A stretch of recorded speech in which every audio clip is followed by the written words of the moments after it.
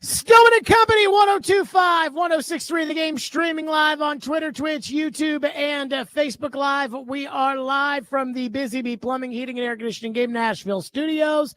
We are presented by the Southern Bank of Tennessee, and it is a Fireball Hot Take Friday. Nick Frazier is in today. Hello, Nick. Hello, Jared. How are you? Outstanding. I am trying to monitor, as all this goes down, Shedeur Sanders' Pro Day. And I shouldn't just say Shedeur Sanders. In fact, I can't believe I just said that. It's the Colorado, they're calling it the Showcase. But I am trying to monitor both of those as I'm on the air today because, of course, I say both of those. I mean both of the players because both Travis Hunter and Shedeur Sanders are partaking in their Pro Day today. And so that is going down right now. And so I've got it pulled up on NFL Network. We're not going to do the live coverage like we did with the Cam Ward one, simply because, quite frankly, I thought that was kind of boring. Just listening to the ACC network crew just bow down on their knees when it came to watching Cam Ward throw. But I am watching Shedeur throw a little bit. And I got to say, Shedeur Sanders, the football doesn't exactly look like a spiral. You know, it's kind of wobbly and whatever. Again, it's a pro day. I also, Shedeur Sanders has a black T-shirt on that has a dollar sign with the squared, you know, like the S2, you know, with the dollar sign, which goes back to him signing his name with the dollar signs at the Super Bowl for Caroline at the Yahoo Sports thing they did or whatever.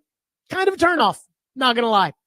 So I want to start on this because there are two newsworthy items about the Colorado NFL Showcase. They're too good to call it a pro day at Colorado. Coach Prime doesn't do that. But there are two newsworthy items. The first is that Chad Brinker, the Titans president of football operations, the guy who is in charge, Teflon Chad, has decided to make an appearance. Now, that shouldn't be a big deal. The Titans sent a bunch of people. The Browns sent a bunch of people. The Giants sent a bunch of people. That shouldn't be a surprise, but it is because earlier in the week at the owners' meetings, Teflon Chad told Jim Wyatt, his direct report, that he was not going to be going to the Colorado Pro Day. And he said in the article, Jim Wyatt wrote that Brinker went to 2 Colorado games this year, so he doesn't need to go to the Pro Day. And then all of a sudden, Chad Brinker changed his mind. Why is Brian Callahan not there? What could possibly be so important that Brian Callahan isn't going to watch the potential starting quarterback or starting corner / gadget receiver, whatever you want to call it, of his own football team? Well, Jared, they have a private workout scheduled next week, and they had a private workout schedule with Cam Ward, and everyone went to the Pro Day. So this Chad Brinker doing a 180 and deciding to go, that seems a little fishy to me. This is the kind of time of year where you have to read into every little detail about what every single person does. And then the second news item from the Colorado Pro Day today is that Travis Hunter, who previously said he would not work out for teams, is actually working out and running routes. The NFL Network crew was talking about how Coach Prime and everybody else say if Travis Hunter gets a choice, he wants to play wide receiver, which I think is the right call for him because wide receivers make more money. And if I drafted Travis Hunter, and I have never moved off of this, if I drafted Travis Hunter with the first pick, I would play him at receiver and not at corner. Why? Because even though he might be a better corner, receiver is infinitely more valuable to me. So within the last 10 hours, it has been reported that Chad Brinker, who originally was not scheduled to go to the Colorado Pro Day, which, again, I'm still trying to figure out what the hell Chad Brinker was going to do instead of going to the Colorado Pro Day. But we have the first nugget. Brinker is there and has decided to go. And the second nugget, Travis Hunter, who originally wasn't going to work out, is now working out. Now, apparently he's not doing any corner drills, just running receiver routes, which again, I think is another thing for me to kind of take a look at. But I go back to the Callahan thing. What on earth could possibly be more important than Colorado's pro day? What could have possibly been more important to Chad Brinker today than Colorado's pro day? And Chad Brinker, then something must have happened in which Chad Brinker did a 180 and said, no, now I need to go? Something seems fishy. Something's not right. And this isn't me ripping Brian Callahan for not going to the pro day the way that we ripped Rand Carthon for skipping the Senior Bowl. Because, again, it's the head coach, and he's so far down the totem pole in terms of decision-making. Okay. But for Brinker to originally not go to the Colorado Pro Day when your team held the number 1 overall pick in the draft, and you have been on record saying, yeah, it's between 4 prospects, and 2 of them go to Colorado? Something is up. I think something is cooking. And I said it earlier this week, or maybe last week, I can't remember, but I stand by it. And it's that I think the Titans want to have their cake and eat it too. And the most important thing for them is the draft capital, the picks. I said this again, Frazier, did I say it this week or did I say it last week? I can't remember. That I think they want to trade the pick and either take Shedeur Sanders or Travis Hunter. You've said it both weeks. I guess I've said it both weeks. They want to have their cake and they want to eat it too. If my memory serves me right. They want to trade the first pick and they want to load up on futures and draft either Shedeur Sanders or Travis Hunter with the 3rd overall pick. When it comes to Sanders, you move to 3, Hunter goes at 2, Sanders at 3. Now he's your quarterback. And you have all the draft capital to go with whatever it was that you traded to go from 1 to 3. If it's Hunter, you make the trade, and then you figure it out at quarterback. And they have given themselves the option to run it back with Will Levis, but I personally believe that Brandon Allen would beat out Will Levis in training camp anyway. But I also think there are more options beyond Brandon Allen and Will Levis. But I will give the Titans credit for one thing. I'll give them an Oscar if they end up trading the pick and not drafting Cam Ward. Because everyone and their grandma thinks the Titans are going to draft Cam Ward. And taking the whole brigade to the pro day and then having the head coach and originally saying that the president of football operations were going to skip Shedeur Sanders and Travis Hunter's pro day gave everyone the sign that they absolutely loved Cam Ward, but they didn't really care that much about the other 2. How much work do you think Chicago really did on Jaden Daniels and Drake May last year when they knew they were going to take Caleb Williams? And again, maybe it's nothing. Maybe Chad Brinker had a visit with the oncologist and it got canceled because of the weather, so that gave him an opportunity to hop on the plane with everybody else and fly out to Boulder. Maybe Brian Callahan can't go because he's got to go see the urologist. I don't know. But most things in life, when you're the head coach of an NFL team, can be rescheduled for Colorado's pro day. It's not like they need to go to every pro day. They don't need to go out and go look at Matthew Golden at Texas for his pro day. They're not going to draft him. They don't need to go to Arizona's pro day to watch Tetaroa McMillan because they're not going to draft him. They didn't need to go to LSU for Will Campbell. Colorado, again, I don't even really like Shedeur. And Travis Hunter, I'd play at wide receiver, not at corner. But that's kind of a big day.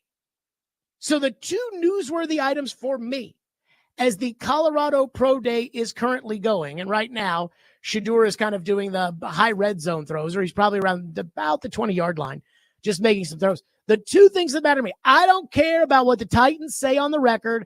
I certainly do not care about what Dion has to say, because, of course, you know he's going to inject himself into this. I don't care what Dion says.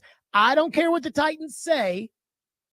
But The Titans were originally not going to send Chad Brinker to the pro day. Now he's there. The Titans originally were not going to send Brian Callahan, and he's not there. And I gotta wonder, what else does Brian Callahan have to do today? And Travis Hunter is performing in the pro day, and Travis Hunter originally was not going to perform at Colorado's pro day. So what do we make of it? 615-737-1025. That's the phone number if you want to weigh in, 615-737-1025. Shedeur Sanders is currently throwing. Travis Hunter is currently catching. Although it's not like I really see much out of Travis Hunter just running a route on air. But, hey, good for them. So Travis Hunter, who wasn't supposed to work out, is working out. The Giants have sent everybody. The Browns have sent everybody. The owner of the Browns, Jimmy Haslam, he is at the pro day. The Titans have sent everybody except for the head coach. And the Patriots, who really want to draft, one of these two, Hunter or Carter, they don't need the quarterback because Drake May. Get this. They sent Ryan Cowden. Like, not Vrabel, not Elliott Wolf. They sent Ryan Cowden to the pro day. So make of that what you will. That's how we're starting. 615-737-1025, which is our phone number today on a Fireball Hot Take Friday. That's 615-737-1025. Plus, everybody thinks they're going Cam Ward at number one. And yet I'm convinced something doesn't smell right. And there's one thing that I just can't get over when it comes to the general consensus that everybody around the country is operating with. We'll get to that coming up next here on a Fireball Hot Take Friday at Stillman and Company, 102.5 The Game.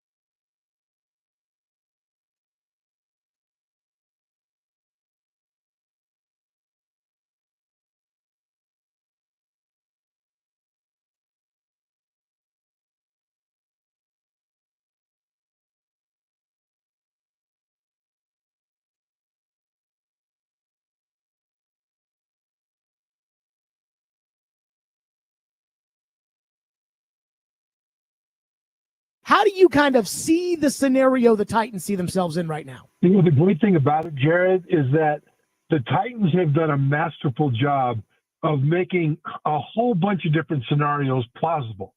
It is very plausible, and a lot of people believe that they love Cam Ward, and it would take an offer that knocked their socks off in order to come off of Cam Ward and trade out of that number one pick. They also have done a masterful job of making people believe that they're not that crazy about Shedeur Sanders. You know, some of the top people in upper management are not going to the University of Colorado Pro Day, you know, and it seems like overtly that they're nonchalant about Shedeur Sanders. And maybe they are, but maybe they really want Shedeur. Maybe they want people to think that they want to take Cam Ward with the number one pick, but what they really want to do is up the price on Cam Ward, up the value, perceived value of Cam Ward by making it seem like, yeah, he's our guy unless you knock our socks off, so that somebody will pay the price to go up there and get him when they really want Shedeur. And they don't want to drop down in the draft in the first round and then have someone else leap above them, trade above them to take Shedeur, knowing that the Titans will take Shedeur because the Titans like him. See what I'm saying? Okay, Trevor Maddich, and let me just say this on our program earlier this week. I totally see what Trevor's saying. The idea that we're telling everybody we like Cam, but really, we want to trade back, get the picks, and we want Shedeur Sanders. Or trade back, get the picks, we want Travis Hunter. And you definitely make it look like you don't care that much about either guy when you're president of football operations, who, again, I know Mike Borgonzi is the general manager, but everybody that understands what's going on knows Chad Brinker's in charge of the Titans. And Chad Brinker originally let it be known to everybody that he wasn't going to Colorado's Pro Day. Then all of a sudden he changed his mind, and now he's at Colorado's Pro Day, which is currently going on. So let's put Travis Hunter to the side because he's not important. He's a very important part of this. But let's put him to the side for a second. And let's just think about the two quarterbacks, Cam Ward and Shedeur Sanders. The Titans went to the combine, and as soon as everybody got back from the combine, it was, if the Titans take a quarterback, it's going to be Cam Ward. Cam. Not so much Shedeur. Cam. Then there was Cam's Pro Day. And they sent everybody to the Pro Day. Then there was Cam's private workout. They sent everybody to the private workout. The Giants walked away from the combine. And Charles Robinson said this on Robbie and Rex Road, that the Giants and Cam Ward's camp walked away from the combine thinking there was a legitimate chance he was going to the Giants at number one. And now all of a sudden it's like, yeah, it doesn't seem that way because it seems like the Titans just love Cam Ward so much. And I said this last week when they went down to South Beach and they had the private workout with Cam Ward. I said, if they love him, like if they are sold, you'll know on Monday, because that's the final touch point. And at that point, they will have their mind made up that Cam is their guy. And if not, then it maybe is a sign that Cam isn't their guy. The one thing I know about the Titans, Brinker, Borgonzi, everything that they tried to present to us when they hired Borgonzi, they want picks. Instead of doing what they did last year, and they had to do this because they fired Mike Vrabel, and Vrabel was very popular, so they had to say, no, we're going to be much better without Mike. What Brinker's plan of attack was when he got the job was to tell everybody how bad everything was and how we need a full renovation. This isn't a maintenance issue. This is a full renovation, and we've just got to get it done now. That was what they told everybody. Well, the way to do that is picks. The way to buy time, picks. They want picks. I knew they talked about it. Pick. 30 picks over the next 10 years. I believe it's 12 in the top 100 of the next 3 drafts. There's only one realistic way to get more picks. Trade the first pick. So I know that's what they really wanted. But hey, if Joe Burrow's in the draft, if Trevor Lawrence is in the draft, if John Elway's in the draft, then you got to take them. I would not, if in an expansion year, if Joe Burrow was there, I'd still say take the quarterback. And I think everybody else would too. But when I looked at the grades at NFL.com on the combine profiles. Cam Ward's grade is not that much better than Shedeur Sanders. Cam is at 6.39. Shedeur is at 6.30. This isn't like the difference between Trevor Lawrence and Zach Wilson. Here, I have it here somewhere. Let's see. Trevor Lawrence was 7.40. Of all of the quarterbacks taken since 2020, that's the highest grade. According to NFL.com, Trevor Lawrence at 7.40, Zach Wilson 6.50. That's a massive difference. This is 6.30 6.39 and 6.30. For the record, Will Levis was 6.34. So his grade's not that much better. So if the grades aren't that different, but the picks that you, in theory, could get from the Giants would be 3, 34, 99, and I say the Giants' second rounder next year. Don't you think that that probably is better than whatever the perceived drop-off is between Ward at 6.39 and Sanders at 6.30? And not only that, I keep thinking about how all of the gurus, going into this, before the team started talking, before everybody, all of the gurus, it was split Sanders and Ward. I mean, just think about locally, TD, at the beginning of this process, Sanders over Ward. Joe Rexroad, Sanders over Ward. Mel Kiper Jr., Sanders over Ward. I'm not saying it was split 50-50. Ward did seem like the guy who was the number one guy going into all of this, but it's not like it was 99% Ward, 1% Sanders. Again, Chris Sims is the only guy on the planet that said that Zach Wilson was better than Trevor Lawrence. That's not this.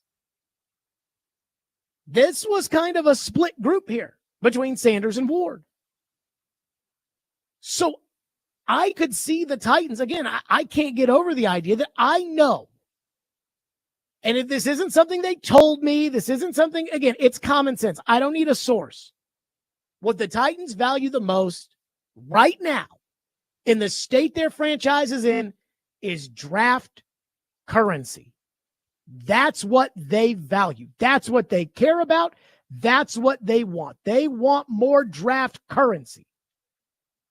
Even more so than anything short of a franchise quarterback. But Cam doesn't grade out to be a franchise quarterback. And Shedeur doesn't grade out to be a franchise quarterback. So I'm starting to think that, hey, there's something to this of why Chad Brinker changed, why he's at the Colorado Pro Day, why he feels the need to be at the Colorado Pro Day. And part of it also makes me think that they could be working out a trade.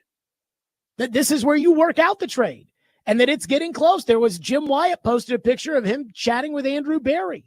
We know that Mike Borgonzi was having coffee with Joe Shane, the general manager of the Giants, at the Breakers Hotel in Palm Beach earlier this week. Again, maybe they feel like something's close. Let's go to the pro day. Let's head to the hotel after the pro day. We'll sit and meet. Well, I'm just not ruling it out. It's like Jason Fitz said the other day when I asked him, what did he make of Borgonzi and Shane having coffee? And he said, nothing this time of the year is nothing. As in, there's something there. Don't know what it is, but I feel like there is something there. 615-737-1025. I promise we'll get to your phones. 615-737-1025. But I've already gone through, okay, Brinker's there. He originally wasn't supposed to be there. The Titans, I think, are taking the Colorado Pro Day seriously. We talked about Shedeur. And is the gap between Shedeur and the extra picks with Cam Ward, is that worth giving up the extra picks? What if they don't want either guy? Well, then that makes the choice that the Titans really want to make, having their cake and eat it too, that makes it really obvious, right? It's Hunter. If that's the case. And I want to get to Travis Hunter next. So we'll do that here on the program. Stillman and Company, 615-737-1025 if you want to weigh in. We will get to you, Stillman and Company, 1025, 106 for the game.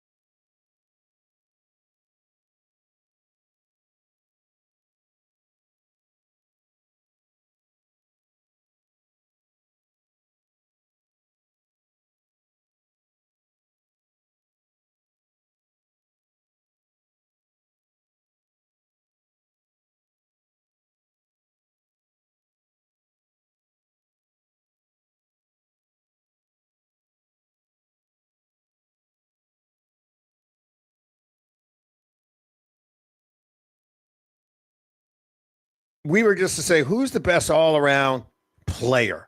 The one, I don't want to use the word can't miss because I don't know if there's such a thing, but a guy that you say, well, this is a player that anyone would be happy to have. Who would that player be, Bill? Well, I think there are two of them, really. Travis Hunter, because he's an anomaly. He's a guy who can play two positions. Now, you can't do that as a steady diet in the NFL. I know the young man wants to, and I applaud him for that. But you and I both know you can't do that. His body won't hold up. And second of all, he could play either position, but I think he's a more natural corner, and he has the traits to be a shutdown corner. And I think with good coaching and in a situation where that's where he concentrates, at least for the first part of his career, then he's about as can't miss a guy as you can find at that position, at the position of corner. He's not a polished receiver by any means. And then I would say the other guy is Genty, the running back from Boise State, because he has everything you want in a running back. That was Bill Polian on Sirius XM NFL Radio. I love how Kaharski today was like, Bill Polian's been kind of out of the game for a while. Like, Paul, you are not a pimple on Bill Polian's ass. Like, the guy's got a gold jacket. He's been to 6 Super Bowls. He's drafted 3 quarterbacks that have taken the team to the Super Bowl. What are you talking about? Well, it was easy. He had the number 1 pick, Peyton Manning. And I said, yeah. And he had the number 1 pick in 95 when there wasn't a slam dunk Manning, and he traded out so that the Bengals could take Kajana Carter, and he ended up taking Kerry Collins. But I digress. And you heard Polian say, hey, the 2 best players in this draft, regardless of position, are Travis Hunter and Ashton Genty. And the reason that I bring that up is we talked about Cam Ward and the fact that, hey, the Titans have been so over the top with how much they love Cam Ward, but they won't just come out and say, we're drafting Cam Ward. Why? Because I don't think deep down inside they have that kind of conviction that they're going to draft Cam Ward. And so, hey, maybe you try to get the Giants interested. They move up to number 1, then you take Sanders. What about Hunter? We don't talk about this at all. But Travis Hunter is, I believe, the consensus best player in this draft. Why? Because he's clean. He is a clean player. Abdul Carter's hurt. Also, Abdul Carter is kind of a diva. Abdul Carter is only going to meet with 4 teams, the top 4 teams in the draft. Good for you, Abdul Carter. He's got a shoulder injury. He's got a foot injury. He's got a Rosenhaus issue, and he's not working out at any of it. Again, I've said this, for me, he's off the board.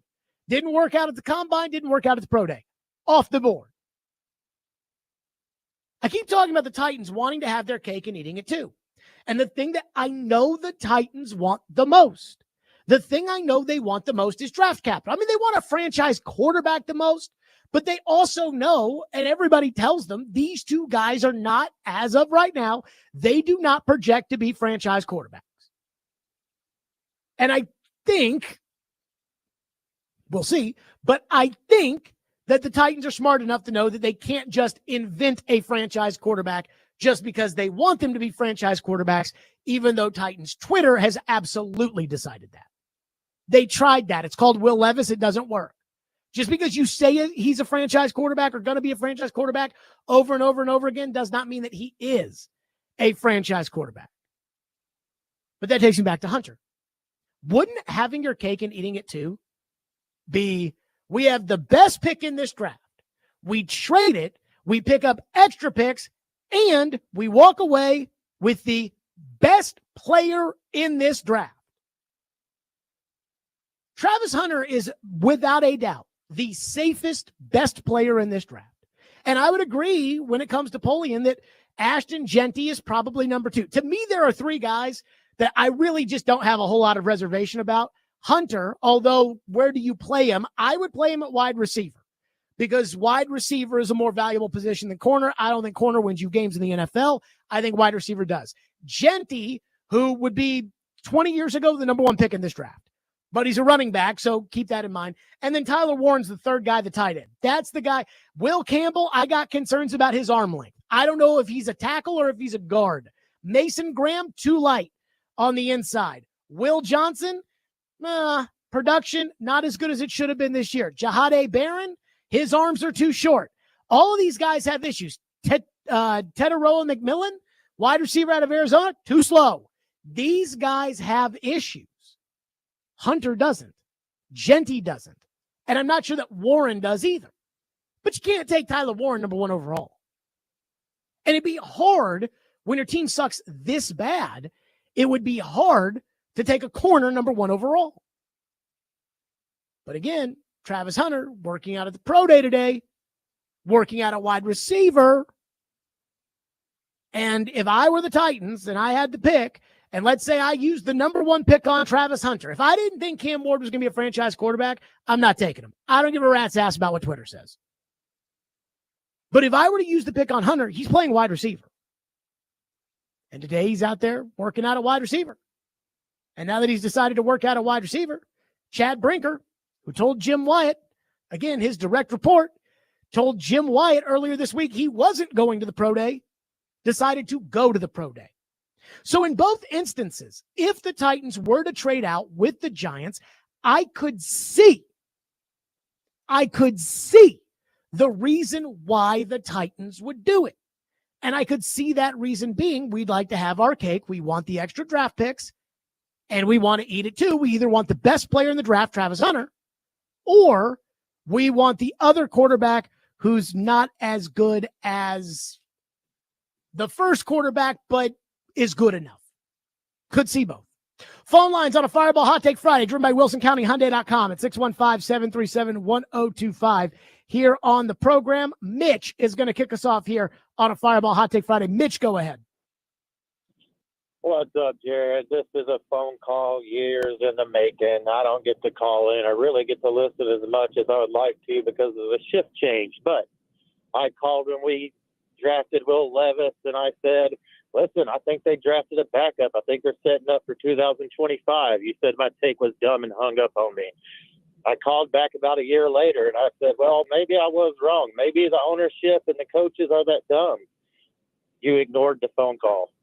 So now I'm calling back right before the 2025 draft when we have. Are you telling me that I ignored your phone call when you said the Titans were dumb? And I'm sorry. Hold on. Are you saying that you called the program, you said the Titans owners were dumb, and I said you were wrong? No, you just ignored me because I guess my take a few months back before that was I think we drafted a backup quarterback to set up for the 25 draft. So you think the Titans actively picked Will Levis in hopes that he would be a backup so they could tank until 2025? You can pull the tape. I literally called right then and said, yes, I think this is the plan. And then looking at everything, I called back and said, nope, maybe the ownership and the coaches are this. So you think their plan during the 2023 draft was to draft the backup quarterback, fire Mike Vrabel, fire Rand Carthon, and set themselves up for the 2025 draft with no quarterback in it? I am not going to claim I said all that, but I did call it and say, listen, I think we took a back. So what am I apologizing for? Because I called this and you basically told me I was dumb and ignored me. But I was right. What did I say was dumb? That they drafted that they went out of their way to draft a backup? I don't think they tried to draft a backup quarterback, Mitch. So is it so going into this year, this was a 2+ year plan, or is it our ownership and coaches struggle that much evaluating talent? And I'll get off. Which one do you think it is, Mitch? You already know which one I think. Well, just say it. Which one? Do you think that this was a 2-year plan, or do you think this is that they're morons? Pick one. 2-year plan or morons? Which one? Well, considering my original phone call, I'm going to continue with 2+ years, and we'll see a little bit of a turnaround. You're wrong. They're morons. So. That's the issue. When you told me I'm wrong, and now we have the number 1 pick in the 25 draft, Just But like I you're said you're 2 years wrong. ago. You think Just you're like I trying to said 2 make years the ago it was gonna argument. happen. Mitch, you're trying to make the argument that 2 years ago, Mike Vrabel was the head coach, Rand Carthon was the general manager. They drafted a quarterback in the second round to lose on purpose so that they would get fired, so that then somebody else could draft another quarterback 2 years later. No, I'm thinking ownership probably That's did what all you're that. saying. The No, decision that's was not made how when it everything works. else Thank was you, already Mitch. made. That's not how it works. Again, your options are the Titans either have some brilliant, you don't even see it coming. It's like the end of the Godfather movie when they're at the baptism. It's like either the Titans are so smart, so bright, and you can go ahead and let Mitch go because I said thanks for the call. So either they're so bright, so smart, you're just so conniving that Mike Vrabel and Rand Carthon were totally willing to get themselves fired. And they said, you know what? Let's take a bad quarterback. Okay, let's do that. Or Mike Vrabel doesn't need to be evaluating talent. Rand Carthon, not good at it and lazy. And Amy offer rocker. Which one do you think's more likely? Come on now. 615-737-1025, which is our phone number, 615-737-1025. The other thing is this. The idea of, I called 3 years ago, say you're sorry. I have no recollection of that. I mean, maybe it happened. Who knows? Stillman and Company, 615-737-1025. Plus, the one thing that I would be stunned if it happens, like absolutely out of this world, cannot describe it, stunned. We'll get to that coming up. Hey, we got baseball. Tune into 94.9 The Fan tonight as the Sounds take on Gwinnett. Pregame at 5:50. First pitch at 6:05. And Sounds baseball on 94.9 The Fan, presented by Twin Peaks and Family Leisure. And later today, Vandy baseball right here, 102.5 The Game. Pregame at 5:15. First pitch at 5:30 in Gainesville at Florida. Coverage also available on the Game Nashville app and at thegamenashville.com.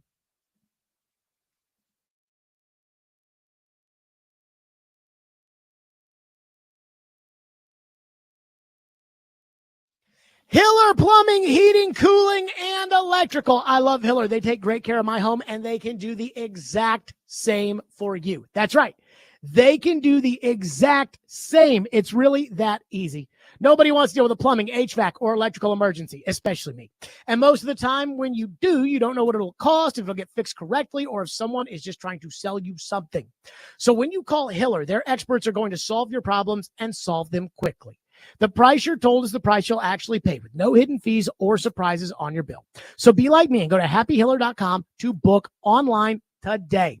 That's Hiller Plumbing, Heating, Cooling, Electrical, proud supporters of the Preds, the Vols, and Vandy. Hiller, call the Happy Face Truck today.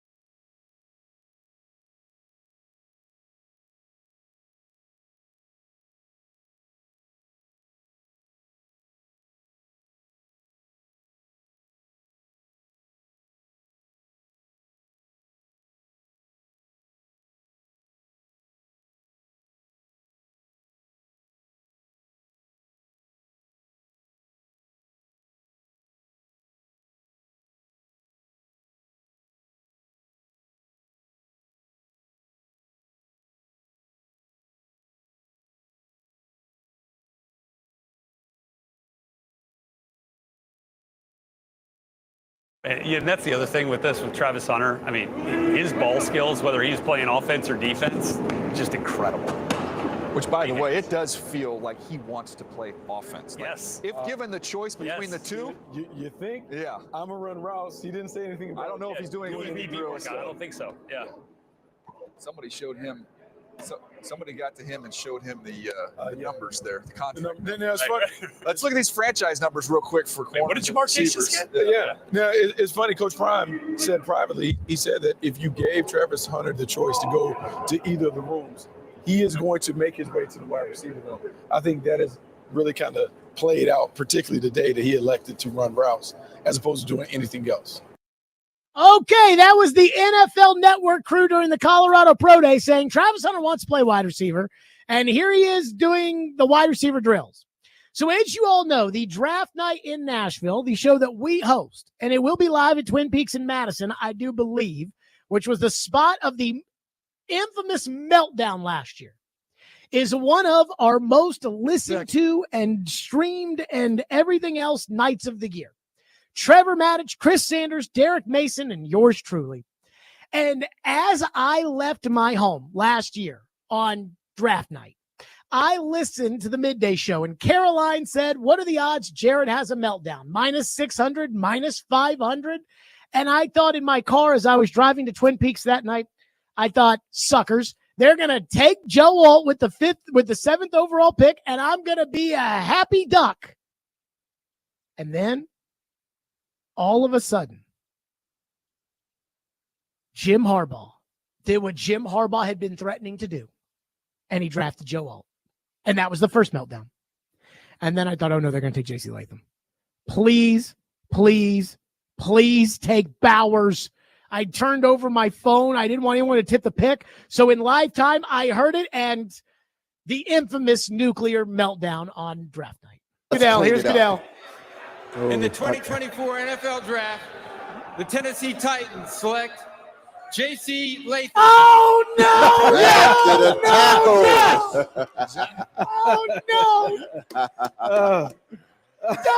No, God!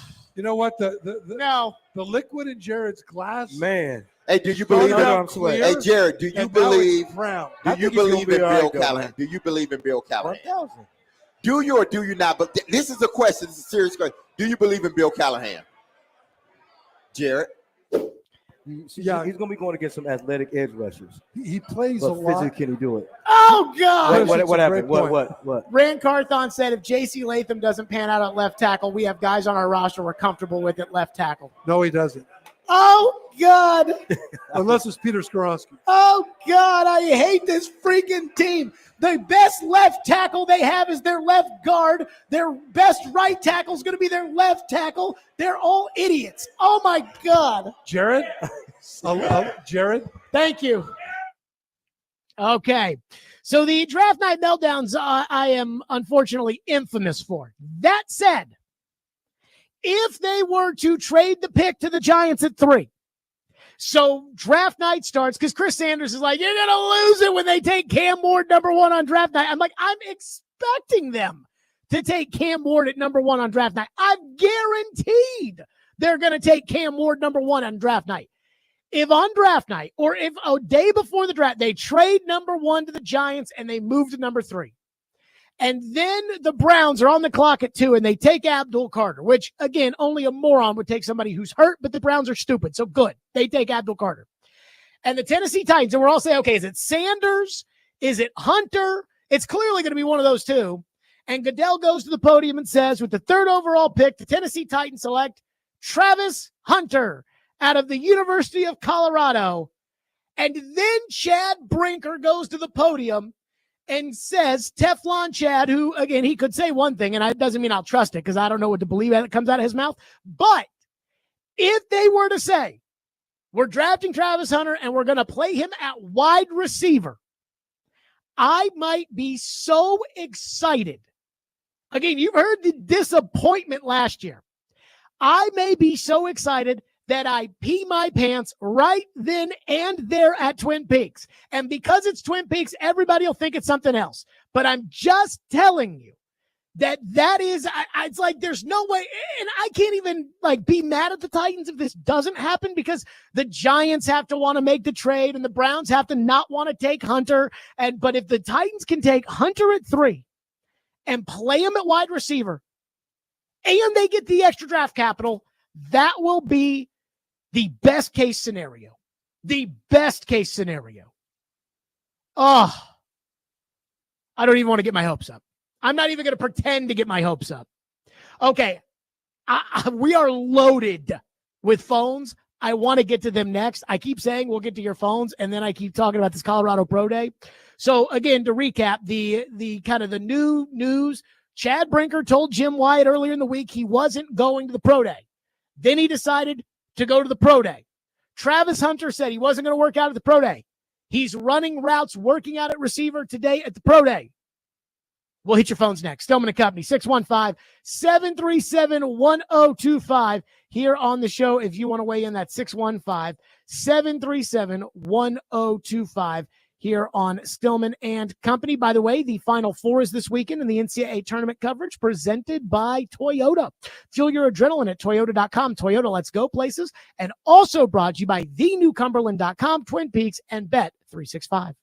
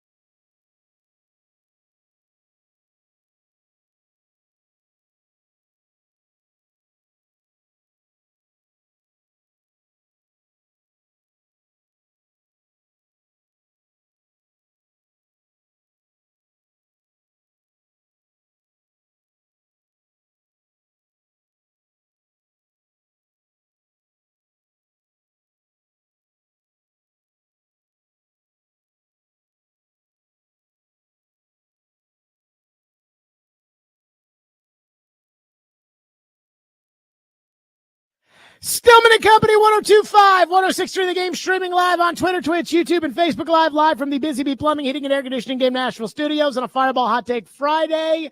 Nick Frazier, I got to give you credit, Dr. Crane. The way you just did that last update and the way you so eloquently put it in the news update that in a turn of events, Chad Brinker has decided to show his ass at the Colorado Pro Day today. How exactly did you? It was so eloquent the way you just put that. Well, thank you. Yeah, he just showed up out of the blue. I mean, it's unexpected. I'm baffled, but at the same time, you got to put in the right words. He announced via his own personal press release via Jim Wyatt, he announced that he was not going to be going to the Colorado Pro Day on Friday today. And all of a sudden, voila, change of plans, I guess. I don't know. And he's there for whatever reason. And somebody tweeted me and said, isn't he allowed to change his mind? Yeah, he's allowed to change his mind. But why did he change his mind? And again, the other nugget from the Colorado Pro Day, which is still going on as we speak, the other nugget from the Colorado Pro Day, Travis Hunter was originally not supposed to work out. Travis Hunter did work out. So what does that mean? Is that a coincidence? I don't know. And if you want to know how they looked, can we get that Bucky Brooks clip on how they looked? This was the analysis. I got to tell you, now I hyped up when we had the Cam Ward Pro Day on, so it's kind of hypocritical for me to be like, whatever. But listen to the analysis of the Pro Day. This is Bucky Brooks on NFL Network about Shedeur Sanders throwing the ball today. One thing that stands out already looking at, like, just comparing the two, Cam Ward and him, his ball is a little looser than Cam Ward. When Cam Ward's ball came out at the Miami Pro Day, it was tight, spinning. Velocity's a little different. This has a little wobble, little tail to it. Not as good. The ball's not as good, according to Bucky. So keep that in mind. Okay, I promised phones, and now let's just go through them. 615-737-1025. One text says, can we talk about something other than the draft, like the Grizzlies? It's all the radio talks about for 6 months. Well, I think there's a couple things at play here. Number one, the teams in town, and I'm talking about this town, the teams in town stink. And when you stink, the only thing in pro sports as a fan that you have to look forward to is the draft. So when you're 0-3 to start the season and you get your rear end spanked by Malik Willis on September 20th, you know the season's over. At that point, the only thing to look forward to is the draft. Don't blame me, blame the teams. Now, normally I would poo-poo this. Can we talk about the Grizzlies during the regular season? But the Grizzlies are actually very interesting. Fired their coach for no reason. John Morant, who's already been suspended because he can't not brandish a handgun on social media, decides he's got his new, gun celebration. The NBA said, don't do it. And John Morant said, watch me, and did it. They fined him $75,000. This is me. Like, I'd suspend him. I'd suspend him again. And I'd call him into the commissioner's office and I'd say 3 strikes and you're out, so don't do it again. But then I'm sure the union would get upset. Plus, Adam Silver lets the players do whatever they want in the NBA. The NBA is a joke. So there you go. You got your 20 seconds of Grizzlies talk. One texter says, hey, Jared, why don't you go back and look at the draft grade for Patrick Mahomes? You'll be shocked to see what his grade was in comparison to Sanders and Ward. Actually, I know off the top of my head what his draft grade was. It was a 6.30, which is the exact same as Shedeur Sanders. And so, because I see this all the time, whenever I tell you that, hey, Cam Ward and Shedeur Sanders are not considered the same type of prospect that you're used to with the number 1 overall pick, and people get so bent out of shape with Brady wasn't viewed that high. That's the exception, not the rule. Again, when it comes to grades, this is how they grade out since 2020. Because I tweeted this out and I accidentally left out the context about since 2020. And someone was like, Sam Darnold's on the list. I'm like, actually, Sam Darnold would be number 2. Wow. Sam Darnold, if you were to add him, he would be number 2. He'd be behind Lawrence and ahead of Burrow. Trevor Lawrence, 7.40 is the top prospect coming out for the draft since 2020.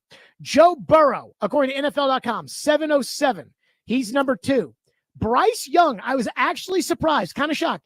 6.82 is number 3. Tua at 6.77 is number 4. Caleb Williams at 6'7" is number 5. Jaden Daniels at 6'7". So again, they're saying the difference in those two as a prospect was an eyelash. 6'7", 6'7", Jaden Daniels 5, CJ Stroud 6, Zach Wilson and Drake May tie for number 8 with I believe 6'5". Trey Lance number 10, Justin Herbert and Justin Fields tied for 11th. Kenny Pickett, Anthony Richardson, and J.J. McCarthy tied for 13th through 15th. And then Bo Nix at 6'3", timed with Cam Ward for 16 and 17.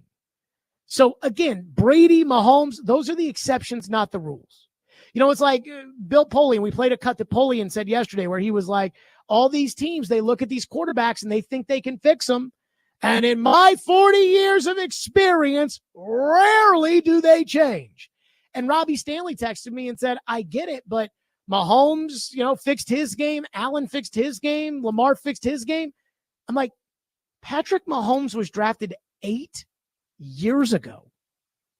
8. Think about that. 8 years ago.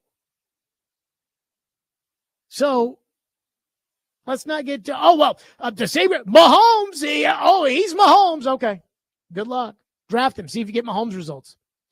One texter says, going to Colorado's pro day is not for Shedeur. Not sure if you said this yet, but Travis Hunter is the reason why they're going there. Again, I think both are feasible. Terrell says the Titans want picks. They will get the 3rd round pick from the Giants. So they want picks, but they want more than a 3rd round pick. Here's what I believe. I believe that the Titans have told the Giants, if we're going to make a trade, we want 34, we want one of the 2/3, and we want next year's second. Or no, excuse me, we want next year's first. I think that's what the Titans want. 1, 2, 3, 1. The Giants have probably said, you're not getting next year's one. We'll do 34. We'll do one of the 3rds. We're not doing next year's one. And the Titans are probably hell-bent on getting next year's one included because they saw Hard Knocks 2 and saw that the day of the draft, the Giants were willing to make the trade for Drake May. And probably thinking, you know what, they'll get off their asses. They'll do it in the end. I'm not saying I think they'll do it, but I think that that's what the Titans' plan is. Mike says, take Travis Hunter off the board. Deion Sanders is on NFL Network telling the host Travis must play both ways, and the pro game isn't that much faster, and that he will not get tired because he's able to do it in the college game. Frazier, I don't know if you were listening or if you were doing something. What did I say very early on when it came to Deion Sanders today? That he thinks that Shedeur and Travis should go 1 and 2. Was that correct? Well, he did say that, but that's not what I said. I said when it comes to Deion Sanders, I don't care what Deion Sanders says. Guess what? Deion Sanders doesn't get a vote. If the Titans draft Travis Hunter at 3 and they tell Travis Hunter you're going to play wide receiver and Travis Hunter says, okay, then it doesn't matter what Deion thinks. And if the Titans draft Travis Hunter at 3 and they tell him he's going to play corner and Deion goes and throws a fit, what's Deion going to do about it? He's not the coach, and he's not going to be the coach. Did you just see the contract he signed for at Colorado? You think Amy Adams Strunk is going to pay Deion Sanders $10 million a year to coach the Titans? Of course not. Who cares what Deion says? I could not care less what Deion Sanders says. Now, I will say this. If Shedeur Sanders does become the quarterback of the Titans, you know Deion's going to be listening to this show. You know Deion is going to be responding to this show. I can't wait. Oh, I cannot wait. One text says, everyone is sleeping on Jalen Walker from Georgia. He can play inside backer, outside backer, coached by the best defensive coach in all of college football, and the best inside linebackers coach in college football, and the best defensive coordinator. College football, he's also the son of a college football coach. Okay. Again, if you move past, 4, then we can start having talks about Warren, Genty, Walker, Williams, all of those guys. Until then, it's Sanders, Hunter, Ward, and I would take Carter off the board, and I think the Titans are taking Carter off the board, but I would personally take Carter off the board. I love Indy Ben. Indy Ben texts into the text line and says, Jared, stop trying to talk fans and the Titans out of taking Cam Ward number 1 overall. As a Colts fan, I am all for the pick of Cam Ward to the Titans, so you're just trying to get in the way of my enjoyment. And newsflash, the Titans are stupid too. I'm rooting on the Titans to be stupid and take Cam Ward and pair him with this clown show front office and head coach. John Smoltz, who I think is a good broadcaster. I think at the very beginning he was very, very good, but now sometimes Smoltz grades on me a little bit. But Smoltz was calling the World Series one year, and he said, never do something that makes the other team happy. Like, if they want you to walk a guy, don't walk him. Like, don't do something that would make the other team happy. And I've always believed in that. And here's Indy Ben saying, please take Cam Ward. Please take Cam Ward. So how does that make you feel? Don't do things that make the other teams happy.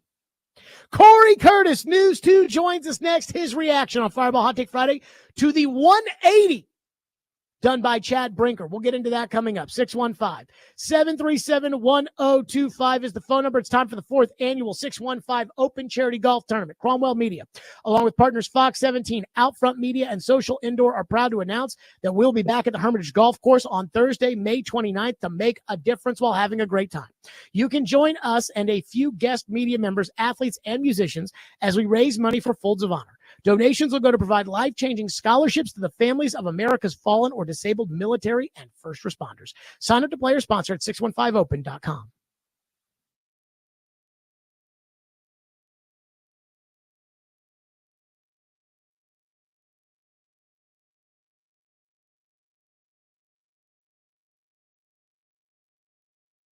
Fireball Hot Take Friday, and there's no better way to celebrate than ice cold Fireball cinnamon whiskey. Why? It goes down so smooth and it tastes so great. So there's no better way to kick your weekend off. And hopefully after these storms, everybody's ready for a fun weekend.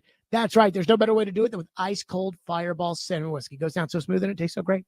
So be sure to ignite the night. Be sure to do it responsibly and be 21 years or older to enjoy.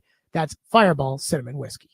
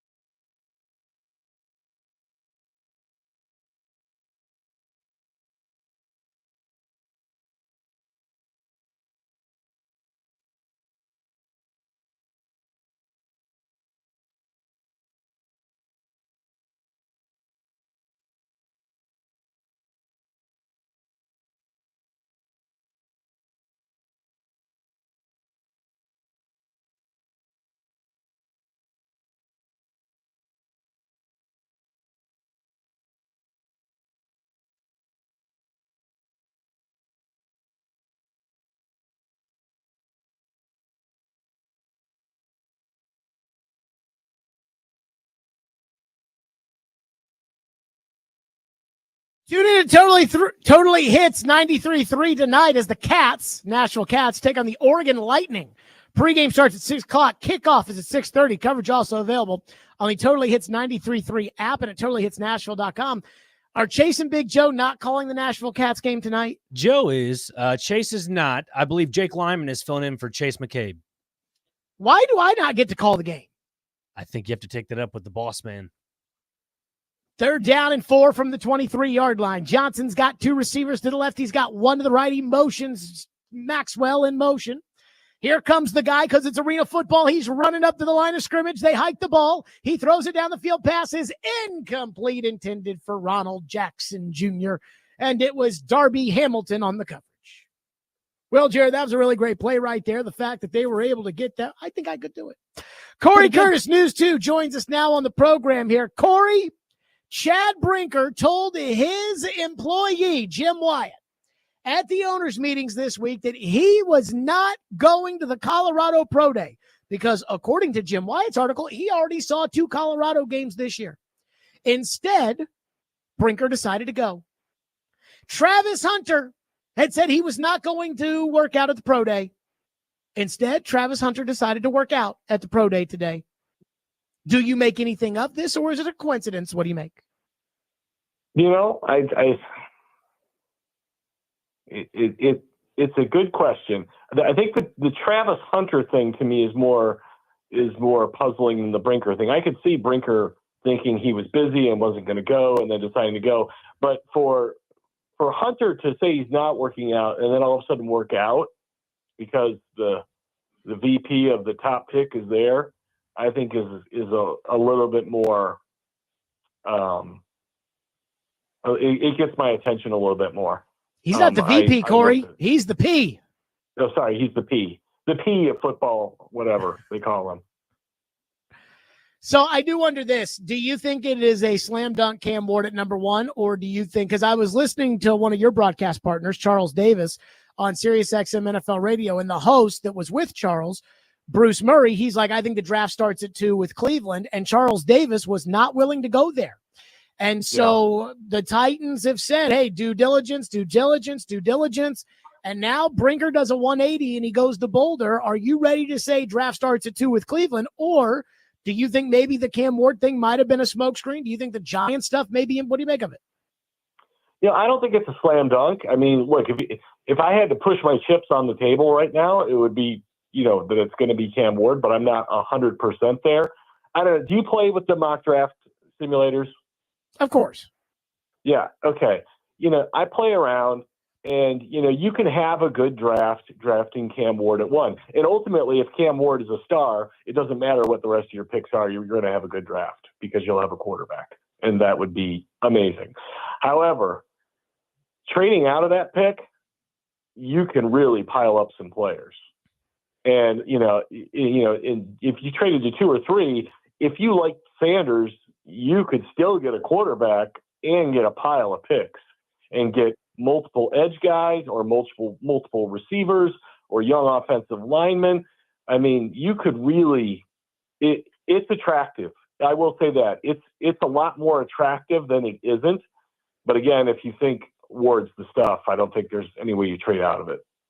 So to that point, I think I heard Mel Kiper say this one time, something along the lines of Mel feels like his mock draft, the first one that he does every year, is the most accurate because he ranks the players based off of what he sees. And then there's all the conjecture and gossip and everything else. And so I was thinking about this today. NFL.com, they grade all the players. And Cam Ward has a 6.39 grade, which is equal to that of Bo Nix.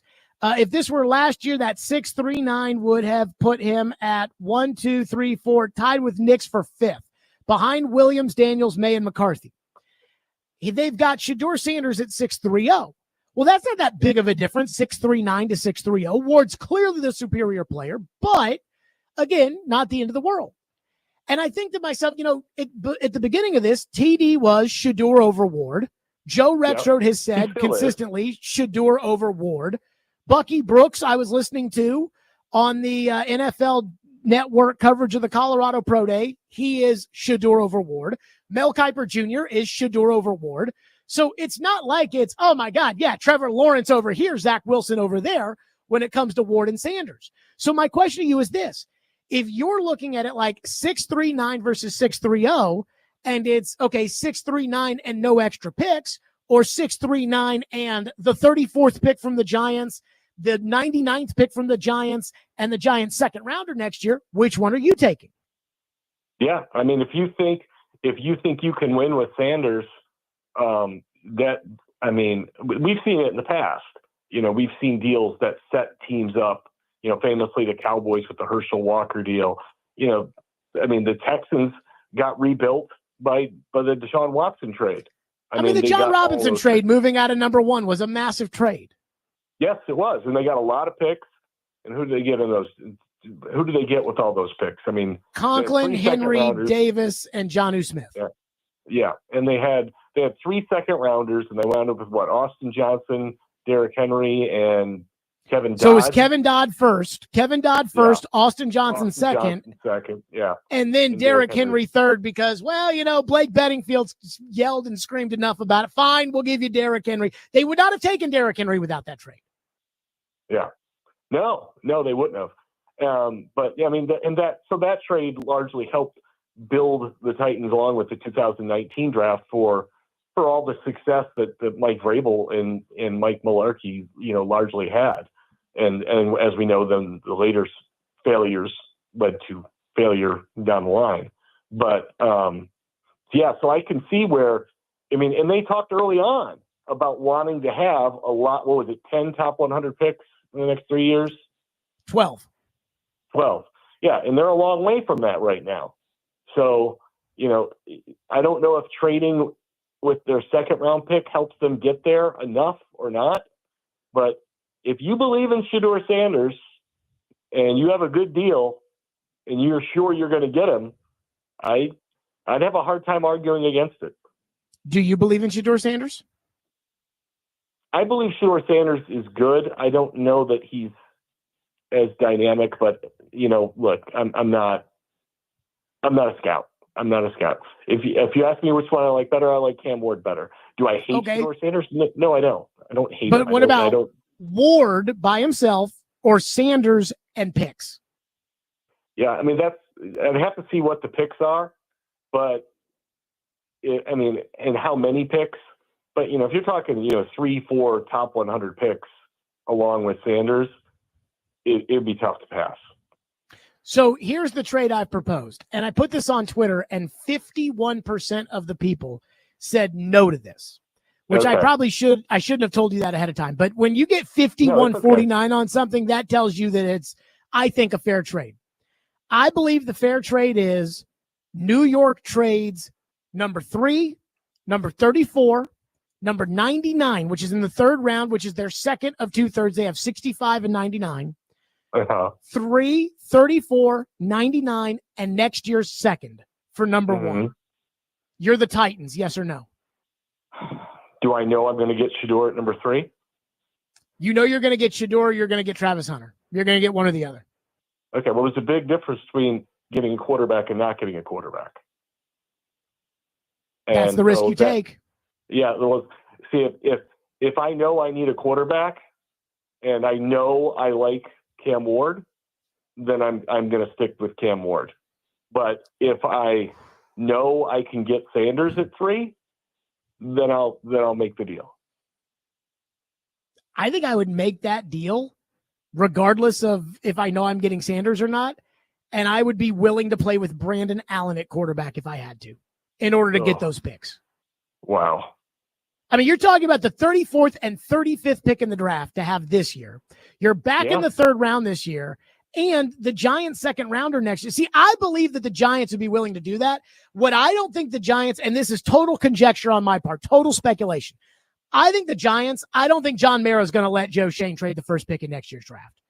So I think the Titans saw last year that they offered that one to New England, and they're like, hey, eventually they'll come around. They'll offer us this number 1 pick for next year. And I just don't think that I do not think that John Mara will let his hot seat general manager trade next year's first round pick. And I get it, but I'll take next year's second round pick and this year's second round pick. What if the Saints come up and offer you 2 first-round picks? So the Saints offer you their number 1 next year and number 9? Yeah. I would take the Giants deal because I'm still getting number 3. So I'm still getting Hunter. I'm still getting Sanders. What if the Giants won't offer you that second first-round pick, but the Saints will? I would rather have the extra. Like I'd rather have the second this year and the second next year than just the 1 next year. And going 9-1. Yes. Okay. Because you don't want to fall that far down this year. You want to assure yourself Hunter or Sanders.